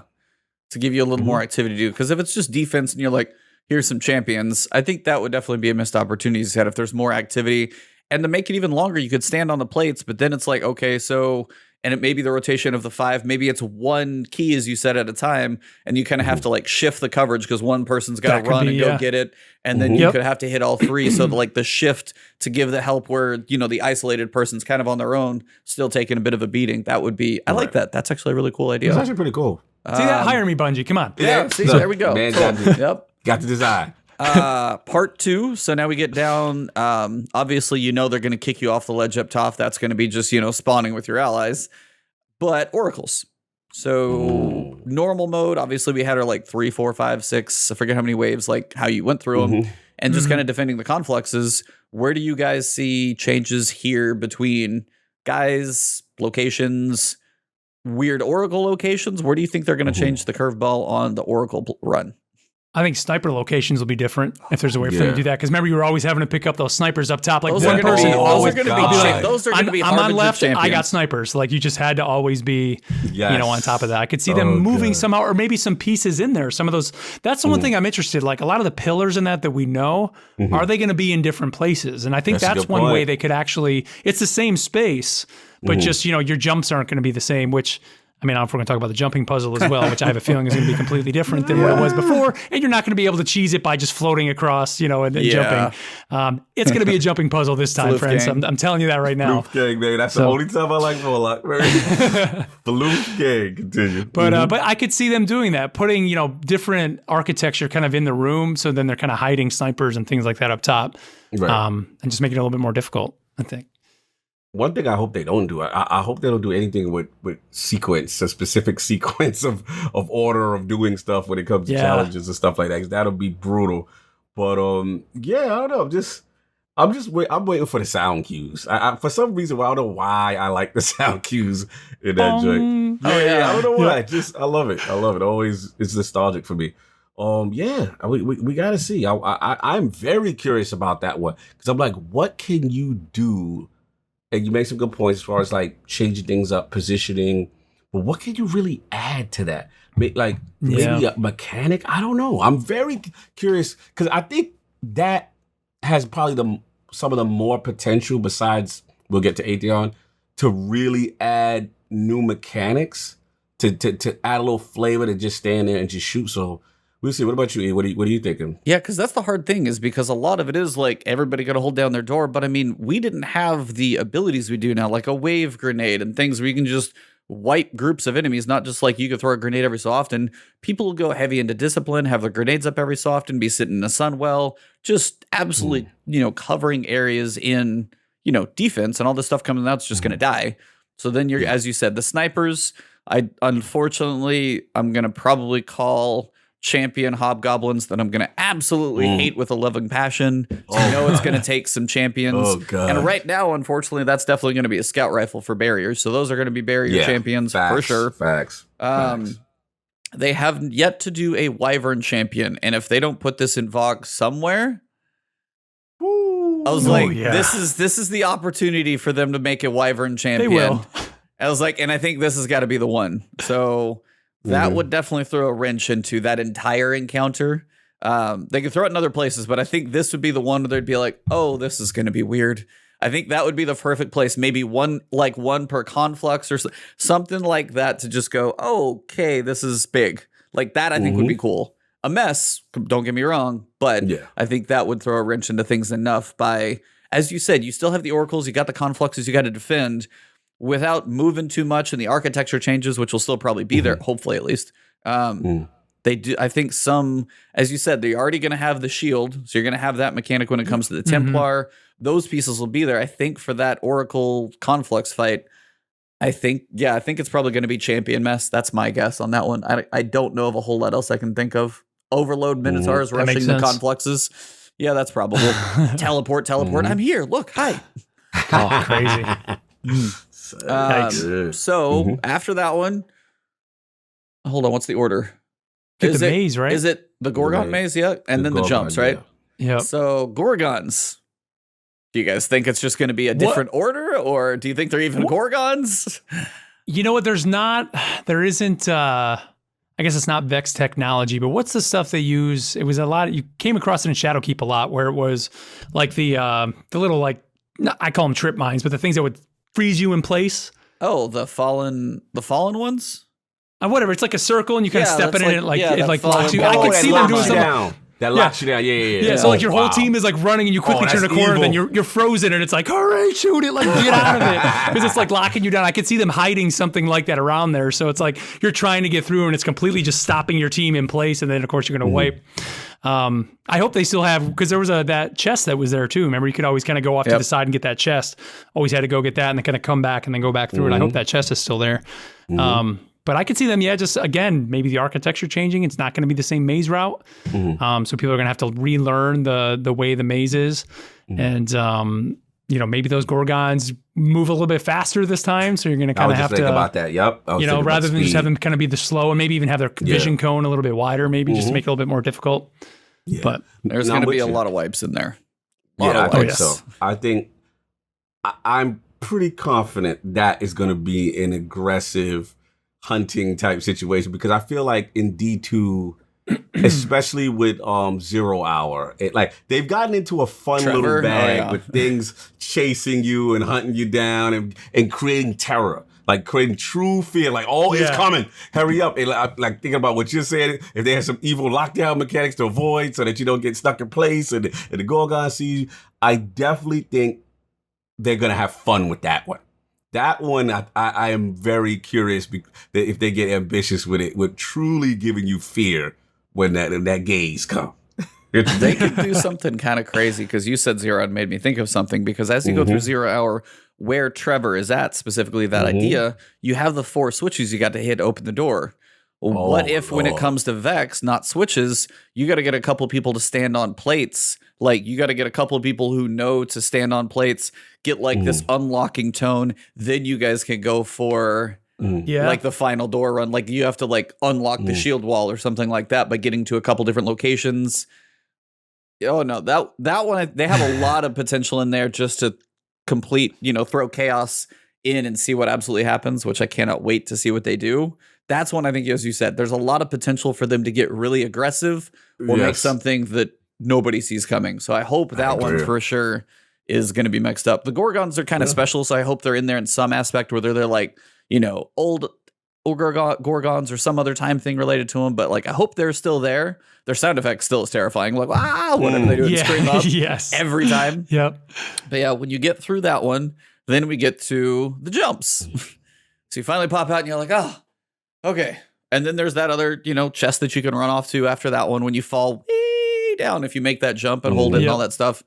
But then you have the shortest jumping puzzle that looks short, but then nobody makes it.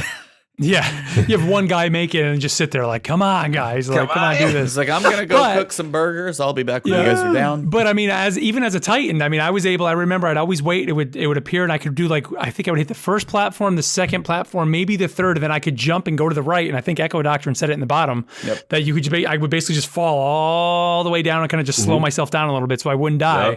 And you could land on the platform down there. So I don't think they're going to let you do that this time. I think there's definitely going to be either that, little area where you would land is just going to be gone and walled off, or they're just totally changing the way, the platforms spawn in, the location, all that, which is fun, man. Like, that's the thing. Like, I loved we mentioned even, was it Crota? Or no, King's Fall had the jumping puzzle, right? With the big swings and those platforms. Yes. Like, that stuff is just fun, man. It's a lot of fun.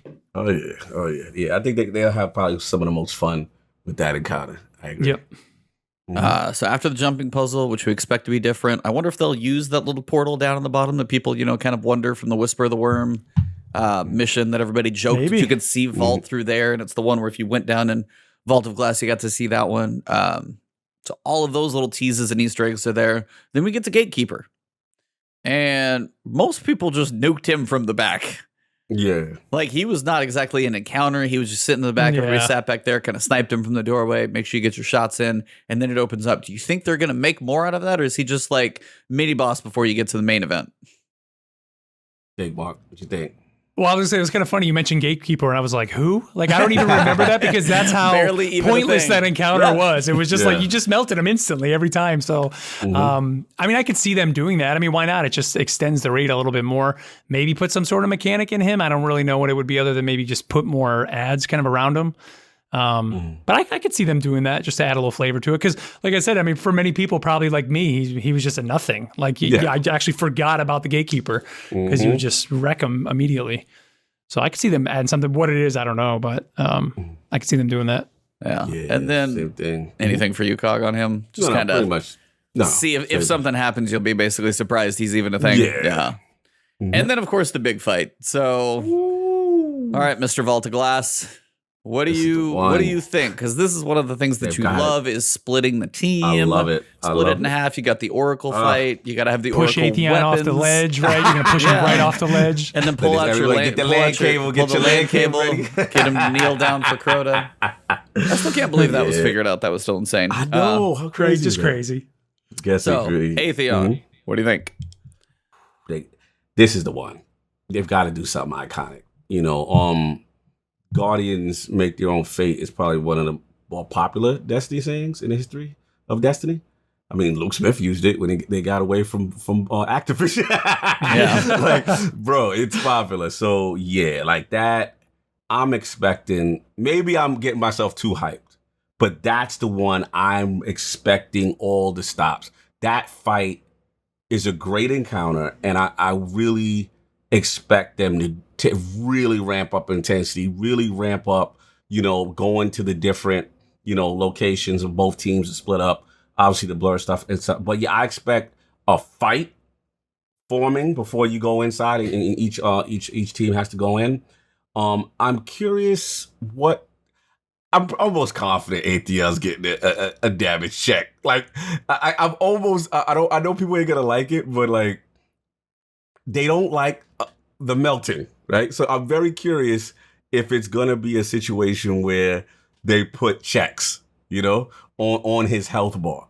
But yeah, I'm expecting something epic there. I can't put my finger on it, but just the sheer scope of it, they got to do something epic there. So I don't know. Yeah, I'm curious. What you think, man? What you think about?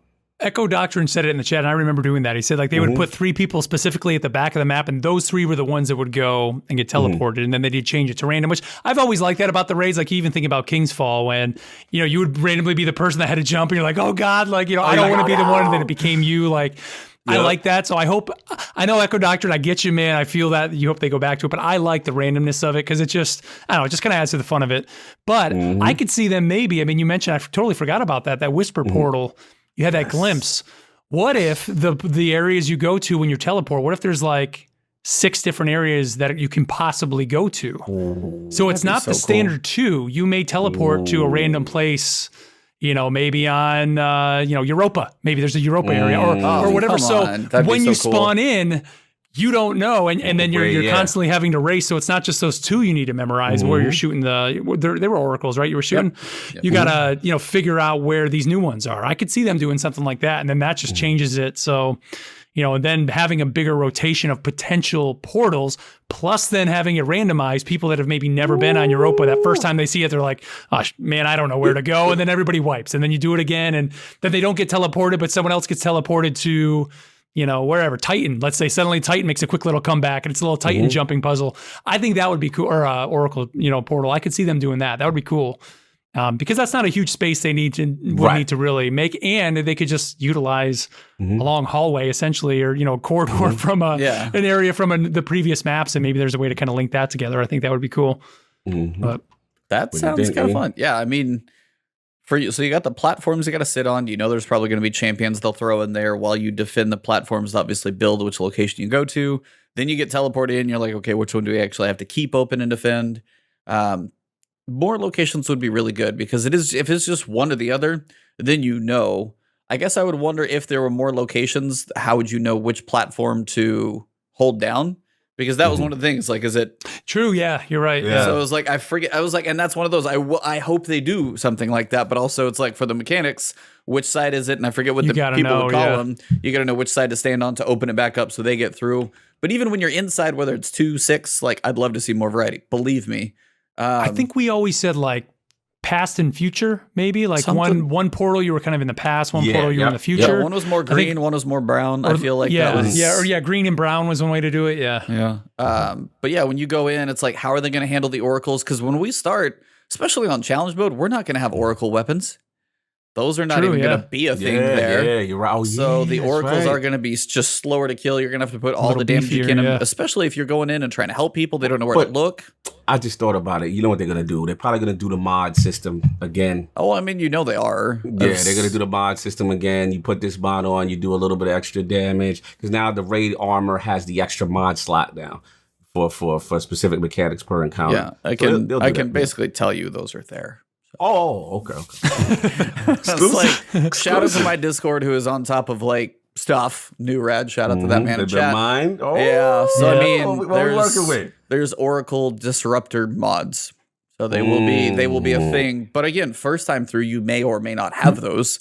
And there's other interesting mods to make that stuff a little more manageable to kill. But yeah, it's like those are going to be a thing depending on what weapons you use. I still wish some of those weapons would be intrinsic, though. Like, Fatebringer should just have it on there the way it used to. And exactly, man. Yep. The intrinsic pieces of weapons are something I still truly miss to this day. Yeah. Yep. Yeah, I mean, that to me, and again, that's something that chased me away from Destiny, because it's not. But like I said, right now, the current season pass of having to unlock those mods, it's not as fun, man. Like, when you got those weapons, like when you would get Fatebringer with that as an intrinsic thing, you were like, yes, because next time I run it next week, I'm going to be able to go in there and do some more damage, where instead, it's not that anymore. So I kind of wish it was that way too, man. That was kind of some of the fun of the original D1. I agree. But yeah, so it's like, you'll see champions, and then, somebody's going to pick up the shield, bust it out. Do you still think we're going to do our damage from our little baby island platform in the middle that you run to when you can't see your screen? And maybe blow yourself up with a rocket, perhaps? Because rockets are big right now. Stop standing in front of me. Your Titan's going to drop that bubble, man. I remember always just... Guardian down. So, it's like for Atheon and stuff like that. So, yeah, I was like, if it's my luck, I'm not going to get Vex Mythoclast for a while. So I'm not exactly holding my breath on the first run. Do you think, same as some of these other weapons we talked about, where do you think the big weapons, what do you think the big weapons are going to be? Do you think Vex is going to be powerful, or are they afraid to make it too strong? Is Fatebringer still just going to be the best one? And as you said, scouts and snipers are just going to be another option in the loot table for the same archetype? The loot's the biggest thing, as you said, for COG, that makes this raid special when it launched. Because these guns were unlike anything else. Fatebringer, automatic solar scout rifle, Vex was special for a little while till it got nerfed into the ground. But where do you think the loot is going to fall from everything that you get, especially when you kill Atheon? you're going to be excited about what you get, or you're going to be like, it's another 180 scout. Cool. Like, where do you think you're going to hit? Yeah, I think Fatebringer is going to be fine. I think if you look at the artifact mods, they even have a mod this season, I believe, that intensifies the Firefly, Dragonfly perk, whatever that perk is that Fatebringer does. So yeah, I think it's gonna be fine. And remember, they even in the meta, the sandbox changes, they made again. What is it? Dragonfly, Firefly. What is it? Firefly is the new one coming with this season, but Dragonfly is what we've had. Well, we've had to intensify the explosion and the radius and things like that. So I'm expecting legendary sunshots type status with it. Like Sunshot got some love. So I mean, it should be equivalent. The Scout, we already know what it's going to be. The one I'm looking for is Vex. I'm very curious because the new Bungie seems to, when something's new and debuts, they tend to go over the line and make it a little OP. They get OP. Yeah. And they let us really rock good for a season, right? And then we'll get the 12 next season. Okay, guys, we figured with Fusion, we have to pull this back now. So I think they understand the importance of Vex. And obviously, it was notorious to deal with when it first launched. So I think we're going to get some OP level at first. And then they let us have fun with the season, then they'll put it back. But Vex is the one, man. They've got to do something cool with it. I'm excited to see what they do. The other ones, the archetypes are going to be the key. What the shotgun's going to be. What's the other one? I forget. We got, I'm sorry, but Mark, they're going to do your Scout dirty. I just got to I know, man. Put it out there man. now. Vision's going to get Vision of Confluence, man. Maybe not. Can't. Maybe this will be the thing that brings maybe Scout rifles back. Maybe but yeah, and then we know machine guns should be in a good place. They got a nice little buff, So yeah, I mean, overall, I think they'll be fine. Minus like one or two archetypes, and I just got to see what Vex is going to do. But that's the one I want. Vex and Fatebringer are the two that you kind of can't mess with that. Like those are iconic. So we shall see. Yeah. So I can give you a couple pieces of info. Vision of Confluence got a 180 Scout. So is that the same as Hung Jury right now? Jury's 150, I think. Yeah, Jury is not. It's not a good place at all. So that's. You said it's 180. Hung Jury. Yeah, they're both 180s. Yeah, Vision and Hung Jury are the same archetype. Fatebringer is going to be a 140. That makes sense. That kind of fits. Found Verdict is an aggressive frame. So hard-hitting, high-recoil shotgun. Oh, so that one may be like a PvP option because those are still pretty popular. Corrective measure is a 450 adaptive for a machine gun. Got some interesting perks on there. Ease and Vengeance for a rocket launcher is also, it's going to be aggressive. That's good. That's in it. That's in the close to the code. Code Dweller is high impact, but that's aggressives are still good. So those are the main ones that you can kind of see. So yeah. So I mean, it's like it'll kind of depend on where they fall in archetypes. It's like I'm kind of with you there as well. It's like Fatebringer should be solid. It's got potential with those explosions. That's part of for me though, and I think maybe Mark, why Destiny 1 still almost feels better sometimes when it comes to certain things. Certain things Destiny 2 is doing better, certain things Destiny 1, we've always go back and forth on this fun little joke. But when you pick up a Fatebringer, it had Firefly that was unique to it. It had the Oracle modifier right there on it intrinsically. And now I've got to go into this artifact that pisses me off because I'm looking at 25 mods, but I can't even unlock them all. So then if you do want to, then you got to reset it. Well, do I want to reset it just to toy around with this like explosion mod for Fatebringer? Is it that good? Some people are going to pay to do it.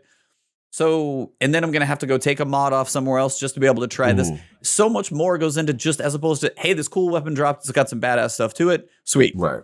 And it's like, there's so much more work to kind of like unwrap all of the potential of even just Fatebringer, as you said, with that mod there, taking Firefly and making it more powerful, which is cool. But then also for the Oracle Disruptor, then I got to go get a raid mod on there. So I got to get Vault of Glass armor to make sure I can use the mod. You didn't even have to have Vault of Glass armor to be able to have the Oracle weapons. Now you need the armor to be able to use the weapon to get the Oracle Disruptor perk. Yeah, good point. Man, good point. So, go ahead. I mean, It's the raid. Like that stuff should just be unlocked, dude. That is the pinnacle of Destiny, man. Like that is it. Like to me, I think back to Destiny 1, right after Vault launched, and you could not be level 30 unless you had a full set of Vault of Glass gear. And I know that was a hindrance to a lot of people, and it took me a while to finally get to 30. I had the luxury of having people always to run with, which I know everybody doesn't have that.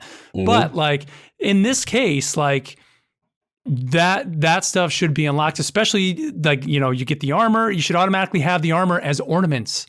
They should be transmog for you because you worked, you went into the raid, you did that. Why is that not even a thing? Like I saw some people even online talking about that. Like I shouldn't have to synth weave, right? Isn't that the thing? You would still have to do that if you want that. Like, no, that is a pinnacle, like the pinnacle activity in this game, man. It should be, you completed the Vault of Glass. This is what you got this week. Put that on. People know where you got it. People know like, wow, that guy's a raider. Because that's what I enjoyed about Destiny 1. You go back to the tower, man. You put on your new gear.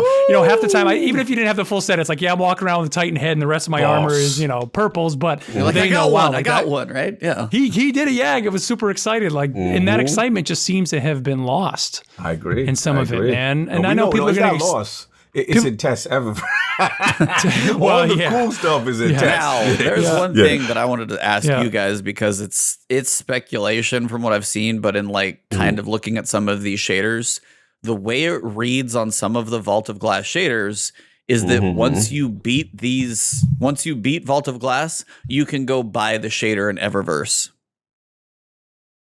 In Eververse, but is that you have to beat the raid to unlock the ability to buy it in Eververse? Oh, so they've already been doing that with their jackets and rings you can buy, right? When you beat the raid, I mean, you're already spending a couple $100 on that.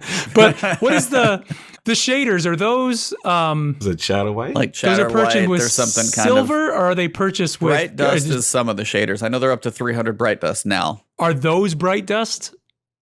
I hope so, because it's like if I beat the raid, I shouldn't have to pay silver at least, because everybody's got a lot of bright dust. But in theory, shouldn't that one just be like, hey, you beat VoG? Totally. Here you go. Yeah, it should just be a shader, but it shouldn't be like, now you can go spin some bright dust. Hope you have someone. The only thing that is acceptable for is if you get VoG and they're selling an ornament for Mythic class.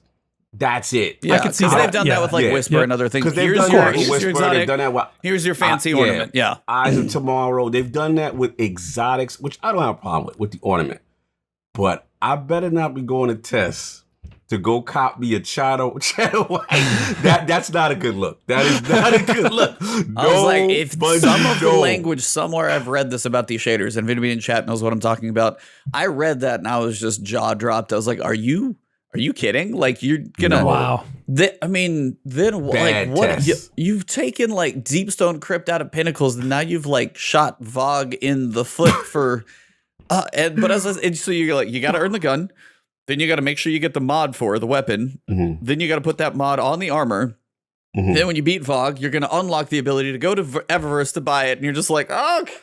That's not even the same. It doesn't even sound like the same raid anymore. That sounds crazy. No. What I want, though, I just thought about something, Mark. What about this? What's what I want? Now, remember, one of the glory days was Age of Triumph. Oh, man. Now, if they're smart, they bring that exact design back for like hard mode or challenge mode to get a special look. Remember you had the Wi-Fi antenna? Yeah, absolutely. I want to look like a boss when I come back to the tower. So they need to bring it back. They got the designs.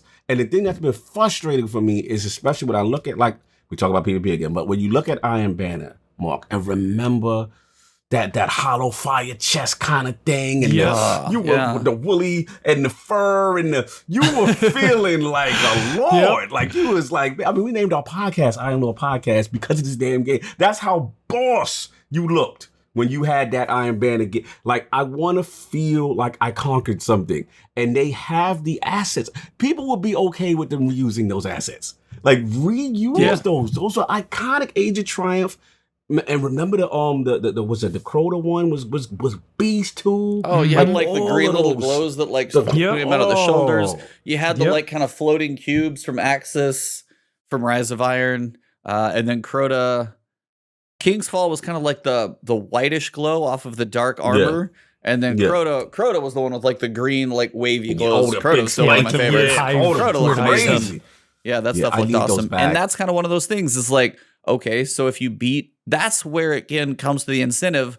Hey, if you do master difficulty when that comes out in July or whenever it drops, you can earn ornaments for this. You can now earn universal ornaments that you can use anywhere by beating this difficulty. Yes. If that's in there, that's at least something that people be like, these look amazing, and you get something, or, that whole grind, hey, we put some of these in the game. If they don't put some of that stuff in the game behind some of these difficulties, those are some real questionable decisions at that point. Mm-hmm. Preach it.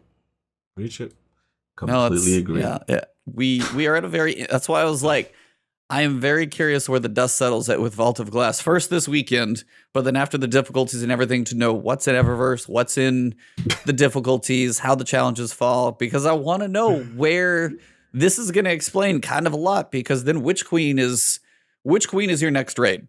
Yeah. And this may tell the story of how that's the end of this trilogy. That is the start of the end, the beginning of the end per se. That is the final 3 years. And Witch Queen is about as big as Oryx for D1. Witch Queen is Savathun, putting all the dominoes together. Whatever the epilogue is going to do, season 15 leads into that, which we still don't have a clue. Ikora is going to be hugely important to that. I mean, there's a lot coming. Marasov still floating out there. There's so much that leans on that one. But then if you turn around and you feel like this is the way the model of the raid is going to work with, get this armor, get these mods, put this in here, intrinsic weapons don't even have anything anymore. Then Eververse is where most of the stuff's at. And you're like, it sometimes sucks the life out of it for me. And like for you, especially, is like, if like what I always wonder, it's like, when is somebody like you finally going to be like, I just can't anymore? I know you've taken big breaks and you play other stuff. And I've honestly had totally a healthier big breaks, man. I was like, I've had a healthier relationship these past probably 18 months, almost 2 years, whatever. Like when I started going much more variety when I streamed, like that has kept me sane and healthy. It's like I'll still do a lot of Destiny content. Those are guides, those are things here, but it's been the variety that's helped me. It's like, is there some of those decisions if I'm like, I can't? Yeah. I mean, for me, man, like I said, it was always logging in, getting those new, what kept me coming back outside of just the podcast was like getting these new places to explore and this new stuff to experience. And instead, just the constant grind for new mods to, just do the harder difficulty content just kind of fizzled out for me. I just kind of lost the drive to keep doing that. And that's kind of where I am with it now. So I log in, when the new expansions come out, I purchased every single one, check out those new story contents. Like I said, last season, didn't even buy any of the seasons. This season, I bought the season pass, and I'm usually there the day that it launches, check out kind of what's new, and then, just kind of falling away. I've checked in like last season, for the first 3 weeks, I think I was there every Tuesday and kind of keeping up with it, and then kind of fizzled out, dipped back every once in a while. And then this season, I played last Tuesday, but I didn't play this Tuesday. So I don't know. Part of that is because I'm totally, hanging out in a galaxy with a little Commander Shepard and kind of doing all that, reliving all that stuff again. And it's like, let's see, do I want this amazing, incredible story that I'm kind of reliving again, or do I just want to go, grind the same content over and over? I'm going to go do some Mass Effect. So that's got my time right now. But that Mass Effect is glorious. Yep. If you've never played Mass Effect, go play it, guys. I'm telling you. No, I know. I have never actually touched it. So that's why I was like, I have it downloaded. I'm ready. It's like, I'm just trying to find the right time, because I got to a point where I waited long enough. And then there was this like rumor, like they're going to do a remaster. I was like, well, I got to wait for that. So now finally at some point, and I was like, got Biomutant coming out literally on Tuesday and stuff. So there's some cool stuff I want to check out. And that one looks like a really cool single player, crazy, kind of neat. Yeah. Looks like Rocket Raccoon Kung Fu adventure. So the best way I can describe it, just kind of goofy. Yep. So that one's fun, but it's like in some of the downtime and places, no, that's a must. And that's just one of those for me, because I want to play it on stream and things of that nature. That's like, I just got to pick like my fairly open, like Wednesdays, usually I got some time, and that's just going to start to be like just the Wednesday playthrough and just work through the whole thing. Because I have heard between so many people, you guys, and then even one of my best friends doesn't even use, he will skip story cutscenes and literally just a beeline through every game he ever plays, which, sometimes bugs me. Still one of his favorite games. And I'm like, if it gets him, like, then it's like, dude. Okay, I know. So I got it's like, imagine, I mean, Destiny launched, and sure, they had created somewhat of a universe, but it was very obtuse, and you had to, go to the Grimoire. And now we're at a point where you know the world and all that of Destiny, but it took a while to get there. Yes. Mass Effect, like from day one, I mean, I remember reading the prequel novel, and then like when you jump into it, dude, there is like, they created that world and the universe and history and everything before they even did the game. Yes. And when the first game still, I'll tell you, it feels a little bit dated, but but you're there for the story, man. You're there for that world, and it feels lived in. And then, I mean, by the time you get to 2 is like one of the greatest games of all time, dude. Talk that talk, baby. That's what I'm talking about. The story is incredible. So, like, it's, especially if you're a Star Wars fan, because this is the same team that did Star Wars Knights of the Old Republic, and they didn't want to pay for the license anymore, do the licensing with Star Wars, so they said, okay, we're going to create our own universe. And that's what they did. And Mass Effect is the trilogy. Amazing. Andromeda is its own beast. For now, stay away from Andromeda. But it's its own thing. The Mass Effect the trilogy is great. The trilogy is incredible. I agree. Yeah, it's absolutely amazing. World building from the minute, when I knew it was something different, just the minute you open up the codec and you hear the narrator telling you about these races, about relationships, about just so much great world building. Like it's tremendous. And then the character, it's I know. Believe me, I know. I'm going to stay on you with this. Here's something I'm going to tell you too, man. Let's go. Right now, this is kind of a shout out to another podcast, but let's go. Before this came out a couple weeks ago, I just was looking for some Mass Effect stuff. There's a podcast called the Mass Effect Lorecast, of course. Okay. He's only like maybe 7-8 episodes in, but he has a kind of a network of other kind of lore shows. Yeah. They're crushing it, dude. Like it totally has just made my replaying of this. Oh, I gotta watch that much better. Now, if you there are spoilers, obviously, because he's kind of, they're going through everything about each race and all that. So, but being someone who's played it before, it's made this playthrough now just that much better. Yeah. So if people are listening to this, if you haven't checked it out, the Mass Effect Lorecast, I think Robots is the guy's name that runs it. Go check it out. It's awesome. It's great. Each episode's like 45, 50 minutes long, focuses on one of the races, gets into all their history, and it just blows my mind, the history that is there for this game. It's awesome. Yeah. Breaking news. Shout out to Ares, of course, on top of it. There's the Challenge XP clarification. Says it dropped literally 0 hours ago, apparently this morning. So I'm just going to read this thing live on air. It's like, shout out to everybody watching the world. We've noticed some confusion around seasonal Challenge XP payouts. This season wanted to clear up some miscommunication on our part. First, there was a bug last season where players who had earned XP bonuses from Season 12 Season Pass did not have these bonuses reset at the start of Season 13. This carryover resulted in Season 13 challenges paying out much greater experience than intended. I did actually wonder every so often to get like 2 levels from one challenge. Rather than opt to fix the bug mid-season, we decided to leave it in place and let players continue to benefit from it. We mistakenly did not acknowledge this during Season 13, and we missed it in the 3.2.0 patch for 14. The change we did call out in 3.2.0 patch was the addition of new XP payout size for seasonal challenges called Extra Large XP. This payout is comparable to the amount of XP the players need to earn to complete half a Season Pass rank. With the addition of these Extra Large XP payouts, we also changed the overall naming convention. The reason we moved to the new naming convention was to better highlight that the XP payouts from the challenges were larger than from other bounties and activities that show XP as a reward. We did not clearly explain this change, nor was the new naming convention easy to understand. These name changes led to confusion as players began tackling the Week 1 challenges. We understand and agree that Season 14 name changes are confusing, and the team is looking to update the names for clarity in a future patch. For the time being, here's a quick look at how seasonal challenge XP payouts have been updated. So in Season 13, it's blank is now extra large, so it's half a rank. Season 13 was XP, now it's 2 times XP, so that's 1.0 ranks.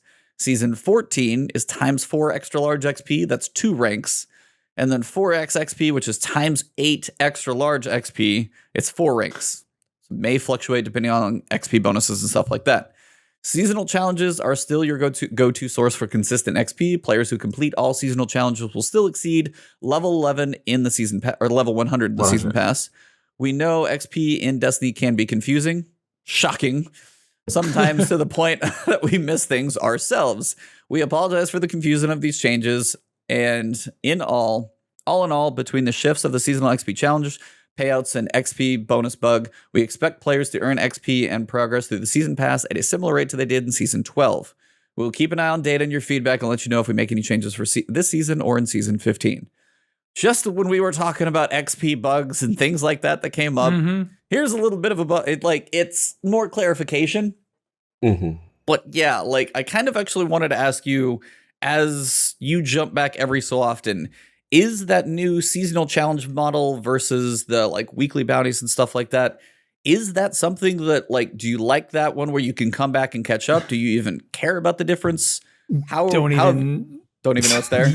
No, well, I know. I know it's there, but I don't even really really engage with it. Every once in a while, my thing will pop up and say hey, you got some stuff on your season pass. I go in there and it's oh, your glimmer is full. You can't use it until it always gives you those. And it's all right, well, I got to go buy something to just so it'll stop flashing at me. Yes. Every once in a while, you get what else is in there? Engrams, right? You get some engrams dropping and all that. That's in the season pass. This is the seasonal challenges, the new quest tab stuff where it's right. Okay, that's what this is. What this is about. Oh, so there you go. So again, I'm not even engaging really in any of this at all. So yeah, no, man. Yeah. God, any thoughts on a nice little XP issue? Yeah, it was weird. I was shout out to the breaking news, but yeah, it was weird. They've had this era where it's giving out more than intended. They leaving it as is for now, I guess, so to speak, and then clarifying how they're going to change the terminology of the thing. Not too big a deal for me. I mean, I just think it's housekeeping, honestly. Yeah. They just wanted to put us up to it, but I don't think this is going to be Do you like the new seasonal challenges, how they've been so far? Are you okay with them? Good, bad, otherwise? Where are you feeling? Where are they landing for you? Are they a nice change or kind of just, same thing, different title? Same thing, different title. I think some things have hit. The thing that I've been paying attention more has been bounty acquisition for bigger quests where they have this, step 3 of this and step, I've been liking seeing the optional thing where it's do this or this. Past Destiny would say, hey, get fusion rifle kills. Yep. You know what I'm saying? And do this. And then it's okay, if you don't want to do it, then you kind of frustrated, if you hate that archetype. Now it's okay, do fusion rifle kills or, solar subclass kind of thing. And I prefer that, so I'm not locked in. The same thing with strikes and things of that nature that's mundane. So I prefer when these options are given. Now, one that didn't give an option that I was mad was when I did Banner this week. Oh, dear. And I'm doing that quest, and I full confession, Mark, I never snipe. Ever. When a sniping quest comes up, I'm not doing it. You know what I'm saying? I've never had, what's the one? The one that Adorned did not care. Yeah. I'm not a sniper intrinsically. I just don't gravitate towards it, right? Shame on me. I get to the final step of Banner, and it's mandatory 10 sniper kills. And I'm you gotta be kidding me right now. You gotta be kidding me. To my credit, you did it? I bust out Cloud Strike and caught me 2 cheap multi-kills in a control spot and was pumping it was so hard for me to do this. It was a challenge, bro. I am terrible with that. I realized how awful I was. But I give it credit. It helped me learn a little bit. But I just hate when they lock you in sometimes, especially when it's something you cannot stand or something you do not use. Yeah, back with that Revoker quest, I said, you know what? That's gun I'm never going to own. God bless everyone who got it, who did it. You know what I'm saying? I just won't know about it. That's just me. When it comes to style, intrinsically, I'm just not, my play style is not to sit back and do it, just not. But I pat myself on the back. I actually did this one. But Cloud Strike was the key. I was I can get go those watch cheap Cool kills. Guy. He'll terrify you with Cloud Strike. Cloud Strike, I was okay. But yeah, that's the only one. Just change that verbiage. But for the most part, they've been good lately. They've been good about giving more options in these quests and stuff like that. So that's all I really care about. Everything else has been typical Destiny. What about you? What are you feeling about this whole thing? Me? Oh. Yeah. Oh. Yeah. It's okay. I feel like I actually got a decent amount of Bright Dust last season. I didn't do all of them. biggest reason, there was a point where you're like, hey, it's a double, triple infamy week or whatever. So it's like, and you got to, get 5 ranks in Gambit Infamy. You got to go all the way through like the full 15K or whatever it is. I'm like, okay, we're going to spend some time in Gambit. It's a time to just stream and chill and kind of it's an easy way to chat with everybody because I'm mindlessly playing Gambit. So it's a nice thing for just like mindless playing on screen, chatting with everybody, kind of hanging out with the community and stuff. And then like weeks later, it said, hey, now you got to get 40 invader kills in Gambit. And it was not retroactive at all. And I was done. So if it connects a season, and the thing is, it's weird. Some's retroactive, some's not. And I'm like, that's weird. You either like just give them all. That's why I was like, I saw something come up for Gambit. I'm like, not touching it until that whole season's open. And if I go play Gambit, I'm going to do it one time. Because especially talk about a mode like Crucible hasn't been touched. That is like the redheaded stepchild of Crucible. So it's stuff like that like, the season pass you go through. And it's usually like, hey, do these basic story challenges. Use a couple guns, get a decent chunk of experience and some currency. Not bad. But then when you have to do Gambit, then it's like, hey, you grinded this thing out, which was like way too many hours, and then you got to go do it again. That doesn't feel good. So that type of stuff needs to sit a little bit better to make sure it's like it's either retroactive, which I know they can track and look at, and be like, if it popped up as like, hey, you got like 20 kills, you're halfway there, it'd be like, all right, at least you know what I did. I put some time in. Now I can go focus on invasions. Go be the annoying guy with xenophage and piss a few people off. Be done with it. But if it was just 0, I was like, I'm out. So those moments for me are just some of those weird things that it's like, hey, oh, nope. And that's been the story for probably the entire time you've been talking about this game. It's like occasionally step forward, step back, 2 steps forward, 1 step back. Yep. Yeah. 2 steps forward, 2 always to the side, or backwards twice with like Transmog. It's like, it's always this little box step dance that they do, and they cannot seem to just always nail everything. Same thing with the raid when we're talking about, and I wanted to read this tweet out of Tassie's that cracked me up. What Tassie said? It was yesterday. So he's like, I need to reset Crucible Valor. Can't because I'm full of prisms.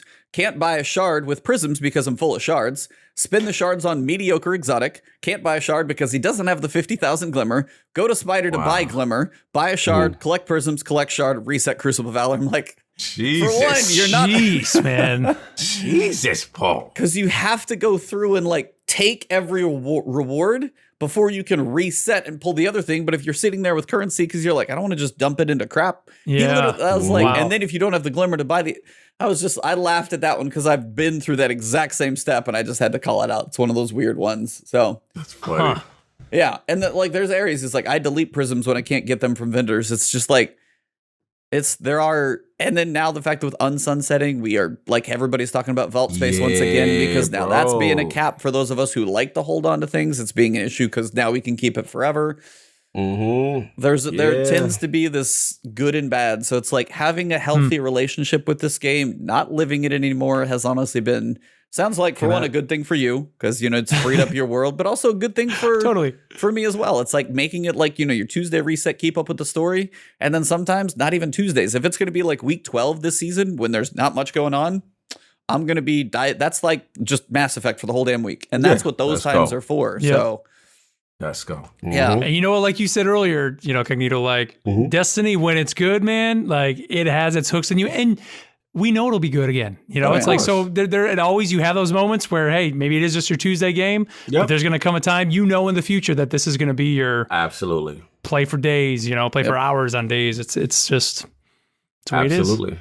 And to me, like I said, I feel as a gamer, I'm in a healthier place. Like I'm playing more variety of my games, you know what I'm saying? And then I'll have my 3 to 4 day lockdown period when I'm really working on something in Destiny. I really want something, or something really appeals to me in the meta. And for right now, the only thing I did is I just prepped for Vault and like what I'm going to come in there with, right? And I think right now I love the artifact setup, with a lot of mods for Warmind cell builds. And I'm really liking what I'm seeing, especially the rocket launcher stuff. I'm seeing a lot of void splash damage stuff. So I got some builds in my mind that I'm like, I want to try this stuff out when I get in there. But once I get that, then I'm like, okay, I'm good. Time for Mass Effect, time for this game, time for that game. And I feel good, man. It's good to have a healthy balance when it doesn't have your the hooks in you and you just can't. But when it's good, I don't stop, but I have a blast. So that's where I'm at with it. Yep. There's no need to be upset and be angry like how I used to be. It's a better, less stressful life, man. Yeah. I mean, I hope if there's any takeaway anybody ever got from Guardian Radio, that's what it was. I mean, we got accused of being Bungie shills always because of it, but it was just like, man, it's a video game. We're having fun, and if you're not having fun, go play something else for a little bit and come back. Like, you'll be good. It'll be good, man. Like, don't worry about it. You'll have fun again in this game. I promise you. Keep in the community. Keep having fun with your friends, and you guys will come back to it when it's good for sure. Agreed. So absolutely agree. Yeah, can't end that one on much of a better note. So we got to make sure this man can get to his day. We got to back to his life. But we did want to wrap up and just say, first off, thank you for joining us. 150 for a milestone, man. I mean, congrats on 150, man. Dude, thank you. Thank you. Like that's a big one. I was like, you were literally like Guardian Radio was my first actual podcast listen. First one, and since then I listen to way too many now. So it's like I do like podcasts are like cleaning, walking a dog, getting up, like, exactly, man, all the time. Like they're always, and it's a nice way to take in information or catch up on all those types of things. Of course, New Red had to do that. Oh, New Red gonna make you earn that sponsorship. Yep. But while Cognito does his thing, I wanted to give you the floor, and he may interrupt you, but that's just part of the whole joke here. For anybody who doesn't know you, somehow missed out on the world of what you may have done before, but what you're doing now, let them know where to find you, what you got going on, anything cool you got planned, if they can find you in your Stormtrooper outfit, where you might be next, like all of that stuff. Running.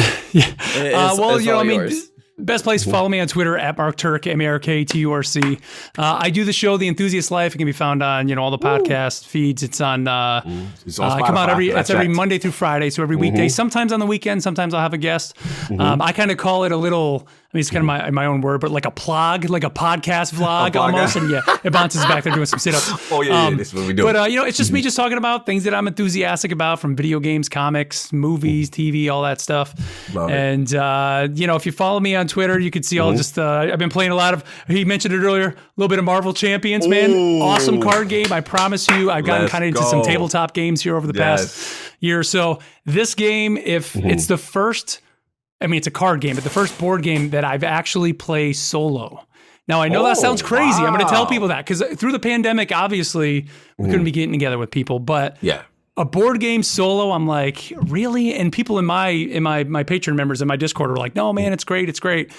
So I jumped into it. It is a fully customizable. Every time you play, it is different, and it's super fun. Trust me, it feels a little bit weird to play it solo, but it is kind of now competing with my video game time. If I have 30 minutes, it's like, do I want to sit down and play Mass Effect, or maybe do a couple Halo matches, or do I want to go run a battle between Groot versus Rhino, or do I want to run Captain Marvel versus Kang? Like, what do I want to do? Like, this game, I'm telling you guys, it's crazy. Go watch some videos on it. I gotta watch some videos. You got my attention. Another crazy thing I'm doing, I mean, Yvonne just mentioned I am a pharmacist, so this past year has just been bananas for some of the things I've gotten to do, from COVID testing and all that. But in a week and a half, if you live in the Charlotte area, which I know probably many people don't, I'm going to be giving COVID shots at a NASCAR race, the Bank of America, or I'm sorry, the Coca-Cola 600 here in Charlotte. At the Walmart booth, there's going to be a Walmart booth at the race. If you want to get your COVID shot from me, Stormtroopers, we usually miss our shots. This shot ain't going to be missed. I'll definitely be giving you your shot. So if you're looking to get your vaccine, I can do that for you. Nice. At a NASCAR race, which I'm like, what world would I ever be doing that? Like sitting in front of a NASCAR track at a NASCAR event, giving shots. And part of it, I was telling my text, like Guardian Con and Destiny Con, one of the best parts about it was just like mingling with the people. And I'm sure that's what we're going to be doing. I said, we're probably not even going to be giving that many vaccines. We're just going to be like hanging out, talking to the people out there, kind of just promoting like health and wellness and that. So I'm looking forward to that, man. It's going to be a lot of fun here in a week and a half. That's Memorial Day weekend. We're going to be doing that. So that is really cool, brother. But that's it. That's it for me, man. Wow. Tremendous, man. Good to have you back, man. Like, love seeing the growth. Love seeing you just doing the different things you love. Salute to you with that for a good cause, man. Getting the vaccine shots, everybody ready, And that's, I mean, what a better, you can't make that combination up like NASCAR race. Random. It is so we got the email. It was like, because we've been doing clinics now for the last couple of months and all that, going to nursing homes or just even in our store. We've been doing it. But then I see this email come across and it was like, hey, we need 2 pharmacists and 2 techs to do the NASCAR race. And so I looked at my partner I was with. I was like, have you ever been to a NASCAR race? And she was like, no. I was like, you want to do this? I was like, because here living in Charlotte, I mean, I've been to some races here, which I never was into NASCAR until we moved here. But they're just super fun. It's really just a big party is all it is. And so she was like, yeah. And then 2 of our techs we were working with, they're like, I've never been. I'm like, well, let's do it. I was like, let's tell them the only way we'll do it is because they're doing it actually Friday, Saturday, Sunday. I was like, the only way we'll do it is if it's the actual, like the big race, the big race, Sunday race. And so we're doing it, man. And it's going to be wild, but it's going to be fun. Dope. Very it's gonna be a lot of fun. Man. Definitely, you got to put some pics up or something, man. That sounds amazing. That's kind of awesome. Absolutely, that'll be fun. Man. Very random, very awesome. Love it. Living in the South, man. That's here being in Charlotte. I'm from New York, and I've been stuck here in the Carolinas now for almost 15 years. But South is crazy, man. Lots of crazy things out here. Seems to be treating you all right, though. Oh yeah, definitely. We love it. Nice. What about you, sir? Cognito, the Lord of the Round Table. Yeah, man. Same old stuff, man. Gonna be back on Iron Lords podcast this Sunday with the rest of the Lords. We'll have Mr. Matty Plays. He'll be in the realm. We're gonna be talking about little E3 hype. We're seeing what's going on with the consoles. Probably talk Xbox, maybe some Starfield talk, some PS5 talk, and just getting ready as we count down the weeks before E3.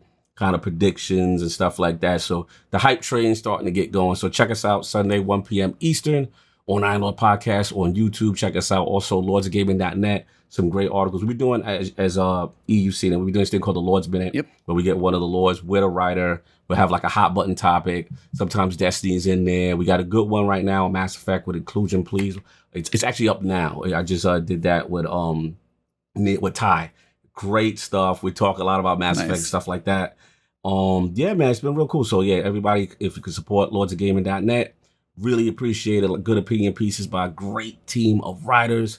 And of course, man, that Last Word podcast, man, 150. Jesus. 150, guys. It's a big deal. It's been a minute since Curse of Osiris and our worst time to start a podcast ever for Destiny. Is that what it was? That's when you started. It was Curse of Osiris. Wow. We were not smart, but we made it this far. So hey, we love it. Always something to talk about, dude. That's what I've told you. Like Destiny is podcast gold. You can always have something to talk about. Something to talk about. That's one thing. But Destiny is the gift that keeps giving, because either they do something, the community does something. It's always something with Destiny. But I want to shout you out, man, because this is cool. 150. Didn't think we still be rocking as consistent and still going as we are. And I just thought about something now that we got Mark here. Correct me if I'm wrong, E. When we met, I feel it was not that far from the Guardian Radio booth, if not at the Guardian Radio section. I met you for the first time. I feel like you and I bumped into each other in the back.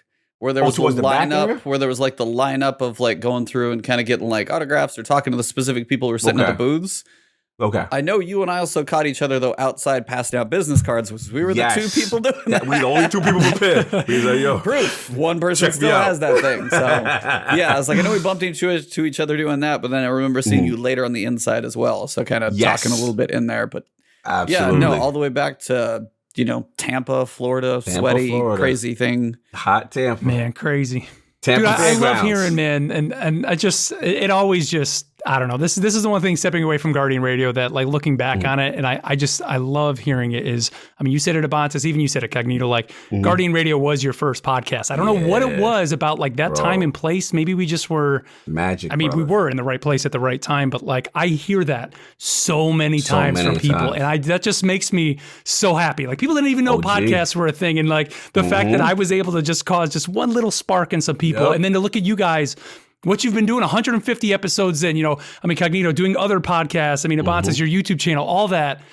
Dudes, thank you for having me. I love, coming back to this community because it really, I don't know. Dope, man. This is great. I appreciate it. I appreciate hearing things like that, man. I really do. Yeah, you guys OGs, man. You guys OGs in the space. And it was always cool to see, like, yo, that can be done. Like, and being inspiring to a lot in the community. You guys don't realize you influence so many. And again, it was so cool to have you for this one because I'm like, oh, we got Mark, we got the OG in here. We're gonna talk some talk, and then it's also refreshing to hear your perspective as someone who's been away for a while. Yeah, you know, just to see what you're doing and stuff like that. And even we've had this discussion like every once in a while, like, hey, we'll talk about other games, we'll talk about other stuff because otherwise you don't want to get to the point where you get burnt out and then you just get all angry at everything. And it's just like, that's when you need the break. So a wise man, Ebontis told me that it's okay to take a break. It's okay to play other games, right? Exactly. It's okay. Exactly. It's okay. Even Luke Smith says that. So exactly. As for me, again, Mark, thank you very much for coming on. Always a pleasure having you. It's like, I feel like it's one of those, it's like barely, I was like the intro, I wanted to make sure and do justice there, but I was like, as for like, this man can talk. I don't have to worry about like covering run a show or it's gonna roll. It's like so easy, like, and it's just one of those like he does this in his time. But I wanted to shout you out as well because I was catching up on some of your enthusiast life. Shouted us out on there saying you were going to be on, man. Like not even required at all. Just be like, hey, I'm going to be on the Last Word pod. Like in yours, I'm like, thank you. Like that's professional. Like course, that type. man. I know, but like that type of kindness is like it's just like. Never asked, not at all. And it was just like, I was blown away. And I just like, and just think like, from when I met you there, from like talking to you, like when we were having wings the night before and all that stuff since then, you've always been just an awesome guy. And it's like, and it's always a pleasure to have you on. So can't say it enough. All right. You're welcome, man. I was like, as for me, I was gonna say before you get into you, shout out to advanced.gg. I got my partnership this week, so now you guys can use code Ebontis. Congrats. 10% off if you guys ever have questions about flavors, anything. He gonna tell you. Have to get up sometimes in the morning. Like literally this morning, it was 4:30 in the morning. Started my day with that to make it through a couple classes. Woo. So. Sell that product. Let's go. Whether it's energy or focus, if you got questions about it, you guys know where to go. But use code Ebontis at checkout. I can finally say that. So that was actually a pretty cool announcement for me this week on Wednesday. And thank you guys who showed up for that one. So that is all I got. But for this episode, thank you for joining us. Cog, of course, go follow these gentlemen. Check out Enthusiast Life. Check out the Iron Lords podcast. Check them out. Great content all across this board today. So you guys are all amazing. We're going to go raid somebody after this. But for everybody in chat, episode number 150 closed it down with an epic guest. Thank you guys. And for this episode, it has been The Last Word.